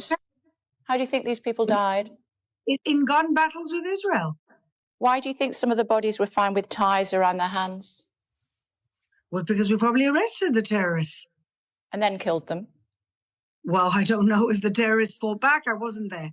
But all I can tell you is that this has been a very difficult urban warfare, that nobody on earth has experienced this type of warfare, where the terrorists are hiding in tunnels, where they're cowards because they won't face their enemy. They just leave innocent people up there whilst they hide in tunnels that are bigger than the London Underground. And they come out, they shoot, and it could be that many of them were shot and they were shooting in a battle. And it could be that there were bombs thrown by them and grenades. There could be a million different scenarios of why these were found. But remember, we're in the middle of a war. I just to clarify for me, if you would, how do they fight back with their hands tied behind their backs? Well, we don't know what they were doing before their hands were tied behind their backs, do we? No, but if you've managed to cable tie them, they shouldn't, yes, and maybe, shouldn't subsequently find them dead, should we? And maybe, again, we're just conjecturing. Maybe his friend threw a grenade, and then what happens? Maybe there was a missile, maybe they threw a rocket, and then what happens? Again, this is conjecture. I wasn't there, you weren't there. But the real issue is that Zionists don't feel safe on campus. It's sad. We're in 2024, and the Upper West Side of New York City, Jews are told by their rabbi or suggested that they should leave because it's unsafe. And these are not protesters. These are violent hate mongers. The things that are coming out of their mouth: burn down Tel Aviv, genocide. October 7th, we did it once. We'll do it 10 times. We'll do it 100 times. We'll do it 1,000 times. We'll do it 10,000 times. This is an atrocity. And I'm going to say the quadruped out loud. If there was any group spewing hate and violence against any other group, Asians, blacks, Hispanics, gays, it would be shut down. And this needs to be shut down immediately because, and once again, those groups are back. Those tents are back up. And this cannot go unanswered. It's very simple. And, you know, there's a continuum of protesters. There's a heinous anti-violent ones that spewing hatred, spewing death, if you will. And then there's the less malignant that say ceasefire. But even ceasefire doesn't have the word peace in it. Never do you hear the word peace, because this side doesn't want peace. It wants a jihad. And this is not pro-Palestinian. This is anti-Israel. And anti-Israel is a misnomer because it's really anti-Jew. And it makes me sick, and it's terrifying. And that's going to get us cursed by the God of the Bible. It's pretty clear it was the covenant that God made with Abraham. And that covenant was real clear. If you bless Israel, I will bless you. If you curse Israel, I will curse you. And then in the New Testament, it was confirmed that all nations would be blessed through you. So you do not know about that. I have heard that. Now that you've explained it, yes, I have heard that before. It's now familiar. Do you consider that a serious issue? I mean, do you want Columbia University to be cursed by God of the Bible? Definitely not. Okay. Well, that's good. I'm here today joining my colleagues and calling on President Shafiq to resign if she cannot immediately bring order to this chaos. As Speaker of the House, I am committing today that the Congress will not be silent as Jewish students are expected to run for their lives and stay home from their classes hiding in fear. If that doesn't do it, Biden sanctioning one IDF battalion that tortured an elderly American to death definitely will. Of course, Bibi will refuse sanctions. But why are we sanctioning them in the first place if Israel never violates international law? You know why? You have to DIE for DEI. That's why. That it contradicted everything that I had been taught since I was a child. This was a worldview that replaced basic ideas of good and evil with a new rubric: the powerless, good, and the powerful, necessarily bad. It replaced colorblindness with race obsession, ideas with identity, debate with denunciation, persuasion with public shaming, the rule of law with the fury of the mob. I watched as this inverted worldview swallowed all of the crucial sense-making institutions of American life.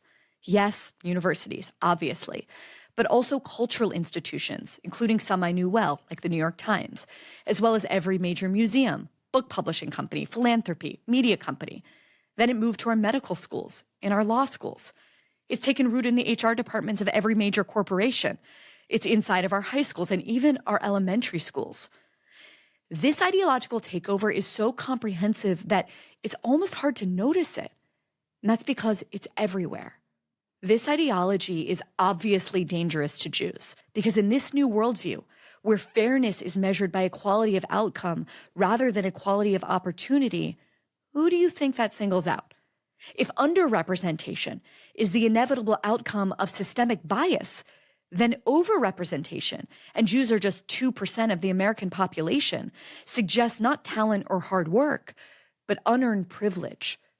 This conspiratorial conclusion is actually very, very close to the hateful portrait of a small group of Jews divvying up the ill-gotten spoils of an exploited world, captured most powerfully in the protocols of the elders of Zion.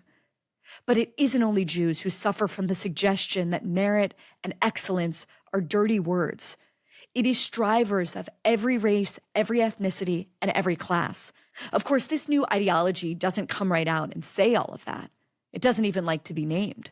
Some call it wokeness or anti-racism or progressivism or safetyism or critical social justice or identity Marxism. Whatever term you use, what is clear is that this worldview has gained power in the world in a conceptual instrument called DEI. The dangers of DEI have been made exceptionally clear by what's been happening on college campuses today. Campuses where professors are compelled to pledge fidelity to DEI in order to get hired, promoted, or tenured. Campuses where ever since October 7th, we've seen students and professors immersed not in facts, knowledge, or history, but in a dehumanizing ideology that has led them to celebrate or justify terrorism simply because the terrorists are what they call the oppressed and the victims are what they call, quote, white settler colonialists. But perhaps nothing has made the dangers of DEI clearer than last week, when we saw those 3 university presidents fail to string together basic sentences about the difference between good and evil. Jewish identity doesn't fit into this very crude racial framework. Because is Judaism a race? If so, what color? Is it a religion, an ethnicity, a culture? See, Jews are by their very existence an affront to this black and white ideology. But above all, starting today, we need to uproot, root and branch the ideology that has supplanted truth at the core of American higher education. And that ideology goes by the name DEI. The only solution is to dismantle the DEI regime. This is partly because of diversity, inclusivity, and equity mandates. My preferred acronym, DIE. Anybody in power should get rid of DEI immediately. DEI is a Marxist program that's infiltrated. It is anti-white, institutionalized, and Elon Musk is now one of the most anti-DEI spokespeople of the West, and praise God for Elon of doing that. He says DEI should be rearranged to DIE.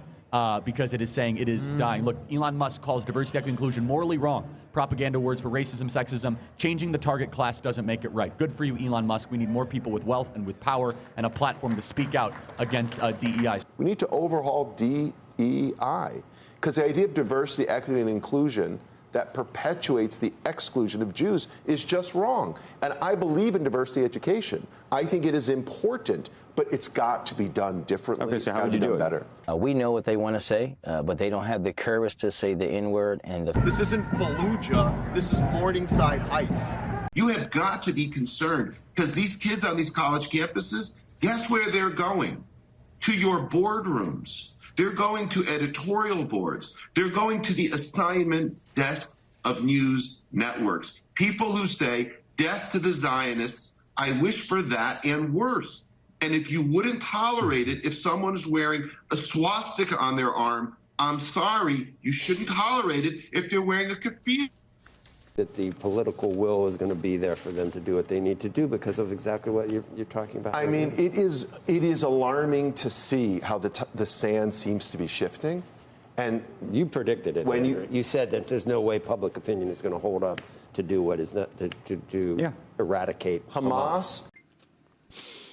They really do just want to say the N-word, but don't have the courage.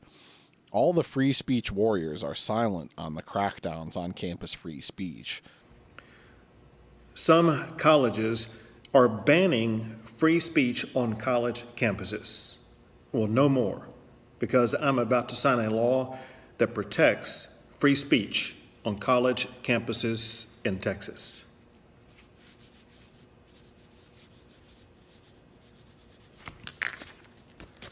Shouldn't have to do it. First Amendment guarantees it.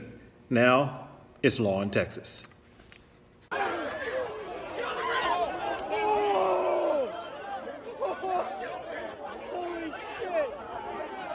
But they fearmongered over DEI.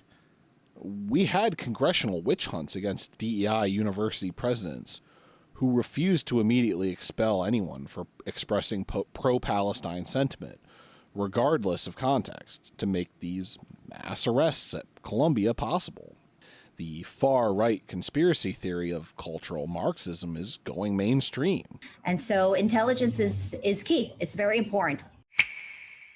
I mean, it's classic Marxism, right? And just because Israel is strong and able to defend itself doesn't mean that they're the aggressor. We're being told that woke schools are creating anti-Semitism here and in Palestine, alongside the allegations Israel made on the day the ICJ ruled they were plausibly committing genocide, that UN workers participated in October 7th.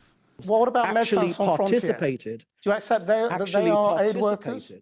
Israel has also alleged that the textbooks in UN schools are all deeply anti-Semitic, that the organization is so anti-Semitic it had to be investigated independently. Well, the Kelowna report came back, and there's still no evidence of either of these charges. But the damage is done. UNRWA is defunded, and education and young people have successfully been blamed. The state of Israel itself is calling our students terrorists. What's happening on America's college campuses is horrific. Anti-Semitic mobs have taken over leading universities. They call for the annihilation of Israel. They attack Jewish students. They attack Jewish faculty. This is reminiscent of what happened in German universities in the 1930s. It's unconscionable. It has to be stopped. It has to be condemned, and condemned unequivocally. Now, for anyone who thinks I'm blowing this out of proportion or exaggerating how much this matters, I want you to look back and to consider the history of Germany's universities. How the very same institutions that were once the envy of the world helped usher in the intellectual atmosphere that gave way to the rise of Hitler. As historian Neil Ferguson wrote in a very powerful piece in the Free Press this week called The Treason of the Intellectuals, and I quote, "Anyone who has a naive belief in the power of higher education to instill ethical values has not studied the history of German universities in the Third Reich. A university degree, far from inoculating Germans against Nazism, made them more likely to embrace it." Today's leaders will insist that Heidegger was on the right and they're on the left. But as Neil Ferguson reminds us, totalitarianism comes in two flavors, but the ingredients are the same. Yes, the Holocaust is the worst historical crime in human history. It's exceptional.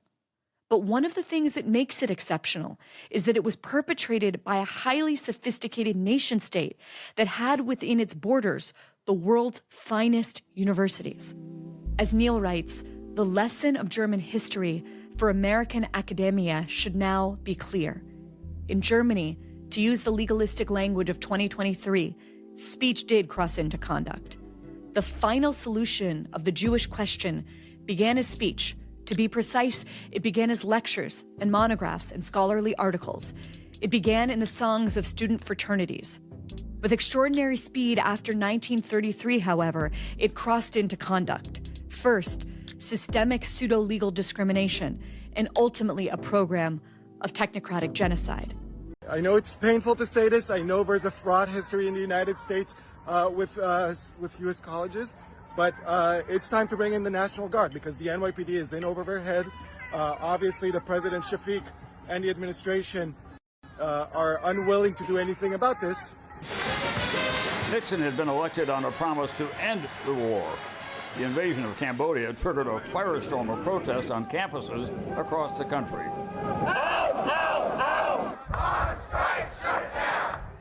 The administration expressed open contempt for the protesters.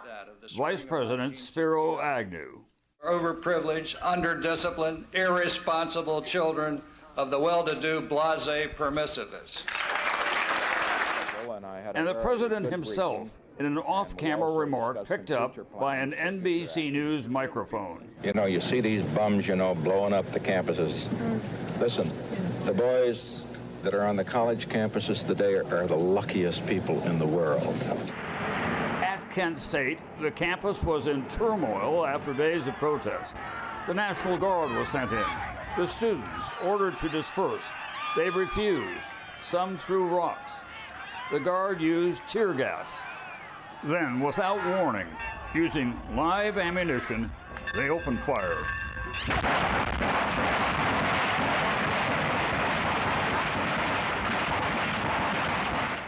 At least a dozen students were hit. 4 were killed. Sandra Scheuer, William Schrader, Jeffrey Miller, lying dead in this unforgettable photograph that made front pages across the country. And Allison Krauss, whose grief-stricken father spoke to reporters. She resented being called a bum. She felt that war in Cambodia was wrong. Is this dissent a crime? Is this a reason for killing her? A White House statement seemed to blame the students. This should remind us all, once again, that when dissent turns to violence, it invites tragedy. It's considered acceptable to keep a valedictorian from speaking just because of her race leads you to suspect that she might say something about Palestinians being human beings, especially since she did minor in the genocide studies that you taught her but don't want her to internalize. That would, of course, be unacceptable speech and conduct by the standards of the university and our government. He got shot down in New Guinea, and they never found the body because there were a lot of cannibals for real in that part of New Guinea. Have you ever been a member of the Chinese Communist Party? Senator, I'm Singaporean. No. Have you ever been associated or affiliated with the Chinese Communist Party? No, Senator. Again, I'm Singaporean. Let me ask you some. Rashida Tlaib has I don't even want to call it the Palestinian flag because they're not a state, they're a territory that's about to probably get eviscerated and go away here shortly, as we're going to turn that into a parking lot. We are at 10,000 dead Palestinians. How many will be enough? One of my colleagues just said all of them.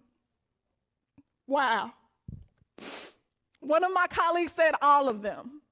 They've destroyed more infrastructure in Gaza than they did in Dresden. So that is like government And there's bombing. more infrastructure that They've needs to be destroyed destroyed. more of Gaza than what happened in Dresden. Did you not hear? There's more that needs to be destroyed. And there will be more that gets destroyed. You want to see them starve to death. UNRWA is what's keeping them alive. I do want to make sure that we don't give $1, 1 penny to UNRWA and that it actually be totally abolished. I've seen the footage of You've seen footage of shredded children's bodies, and that's my taxpayer dollars. I'm going to bomb those kids. So I think we should kill them all, if that makes you feel better. Everybody Yes. Do something. I'm from Buenos Aires, and I say kill them all. Yeah! This is the new Cold War. This is the new war on terror. It's laid out for everyone to see in this article. No Substitute for Victory by U.S. officials Matt Pottinger and Mike Gallagher in the influential journal Foreign Affairs. It's helpful to know a little bit about It's very exciting, Chief, that you know things that the rest of the international community doesn't know. If you're going to judge your knowledge by the sort of collective standards of 300 million people, then don't be surprised that you're embarrassed. I'm not embarrassed. I read the New York Times and the Washington Post and Well, check Foreign the Affairs. facts. You know what I'm going to do? I'm going to throw those away, and anytime I have a question, I'm going to call you up. Let me spell it to you. TABA, TABA negotiations. Look them up. It will be helpful. I'll do that, and I'll throw out papers and Foreign Affairs and everything else I read. All right. We're going to unify the country around a clash of civilizations. Hatred of the Chinese, Russians, Iranians, Palestinians. I just signed into law the national security package that was passed by the House of Representatives this weekend and by the Senate yesterday.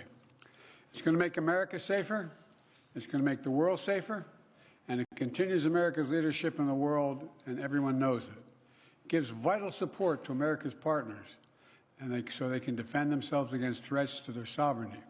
This is a reminder of what America can do when we come together, despite our differences. We're going to legally codify biblical admonitions and do regime change. For those of us who are believers, it's a biblical admonition to stand with Israel. We will, and they will prevail as long as they're with them. And this is an important, very important symbolic gesture and a very important replenishment of their stockpiles, for example, of the Iron Dome. You know, this package is literally an investment, not only in Ukraine's security, but in Europe's security, in our own security. We're sending Ukraine equipment from our own stockpiles. Then we'll replenish those stockpiles with new products made by American companies here in America. I'll ask you nicely, but he won't.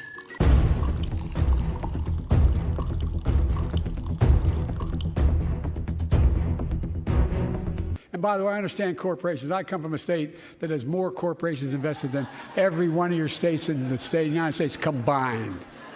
And I represented it for 36 years. I'm not anti-corporation.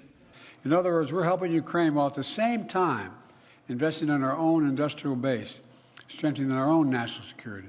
They're already fighting a Cold War against us, so we have to fight back and win. And the best way to prevent a hot war is with military buildup.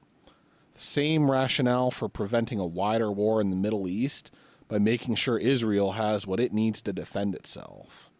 Classic militarist thinking. There are similarities in rationalizing capitalism in Israel. That doing bad things isn't in their rational interest. So either they won't do bad things, or they'll self-correct over time. This is a central part of our Cold War narrative. That China is engaging in unfair market practices by helping countries in the global south resist colonialism, develop and move up the value chain. While the US, like the UK, which only adopted free trade after industries developed under some of the highest tariffs in the world. And we're standing up against China's unfair economic practices. We're standing up for peace and stability across the Taiwan Straits. I've made sure that the most advanced American technologies can't be used in China, not allowing to trade them there. Frankly, for all this tough talk on China, it never occurred to my predecessor to do any of that. I want competition with China, not conflict. And we're in a stronger position to win the conflict of the 21st century against China than anyone else, for that matter, than any time as well. Preach free trade when they are the ones who have the wealth and the industries high up the value chain. Then as soon as a product threatens our market dominance and the dominance of our discourse like TikTok, we ban it. As is generally the case when supposed freedom and equality come after hundreds of years of exploitation. In practice, free trade looks like a continuation of colonialism, with raw materials flowing from the global south to the global north. Such is the same with the rules-based order in which we make the rules and order everyone around. In a recent, blatant example, the West voted to uphold unilateral illegal sanctions, then sanctioned Iran and Venezuela. Not, the nuclear state that's disregarding the UN Security Council and the ICJ. No. We're going to go against the UN and our own recognition of the One China policy to back separatists and threaten nuclear war with China. What we're seeing here in Palestine and in these protests is that in the face of colonialism, genocide, as well as new and endless horrors, the enduring strength of the human spirit shines through. When they react with rage, seeing people find a small amount of levity within endless torment, טוב, התמונות אתמול שהכי מרגיזות שראיתי תקופה ארוכה זה התמונות של העזתים מבלים בחוף הים, ואני מחבר את זה לעוד תמונות שראינו אתמול, שעוד יותר מרתיחות ולא נותנות מרגוע לנשמה, זה התמונות של ירדן ביבס. ויש יש איזשהו קו מחבר בין הדברים האלה, כי בעוד ירדן ביבס, רק על זה שמשכו אותו בזקן, עוד לא חטפו, עוד לא הרגו את משפחתו, או חטפו אותם, רק על זה שמשכו לו בזקן ועשו לו סלפי, ועשו לו את כל הדברים האלה, מגיע לאנשים האלה שם מוות. מוות קשה, מוות בייסורים, ובמקום זה אנחנו רואים אותם מבלים בים, ובסטלבט שלהם, ובכיף שלהם. האנשים האלה, אין שם חפים מפשע ברצועת עזה, אין שם, הם הצביעו חמאס, הם רוצים חמאס, הם חגגו, הם חילקו סוכריות, חלקם ירקו על גופות של שני לוק, חלקם עשו סלפים חטופים שלנו, אין שם חפים מפשע, והעובדה שהם עכשיו מבלים בים, שנייה אחת, והעובדה שהם מבלים בים, במקום לרעוב, במקום להיות מטורטרים, במקום לעבור איסורים קשים, במקום להתחבא מהפגזות, הם מבלים בחוף הים, זה בדיוק הסיפור שלנו. אני אענה לך שני דברים, כי זאת תפיסתך. וזאת תפיסתי, אני מכיר אותה שהיא קשה, אבל כשאדם רותח, אנחנו היינו צריכים לראות שם הרבה יותר נקמה, הרבה יותר נהרות של דם של עזתים, עד שהם יבואו. אז שלזינגר, שנייה. עד שהם יבואו למנהיגים שלהם ויגידו, תשחררו, כי אנחנו לא מסוגלים לסבול את זה יותר. They're displaying that what they really hate is the human spirit itself. They hate that while they can give up their own humanity, they can't take it from others. Despite the people consistently screaming out for it to stop, our leaders force us to go along with crimes against humanity.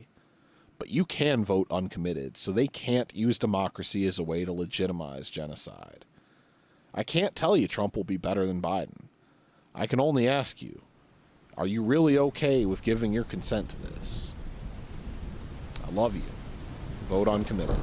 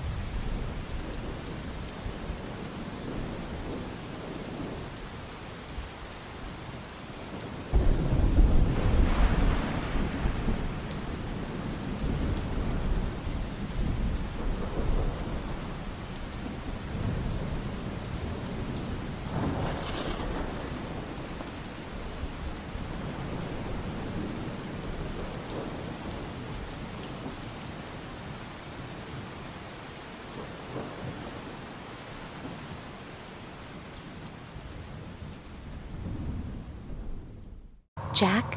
What? Do you know what day it is tomorrow? April 30th. Is there something special about it? Isn't there? I can't remember. I'm sorry. Oh well, I'll keep trying till I hear the answer. I'm gonna let you go now, Jack. Take care.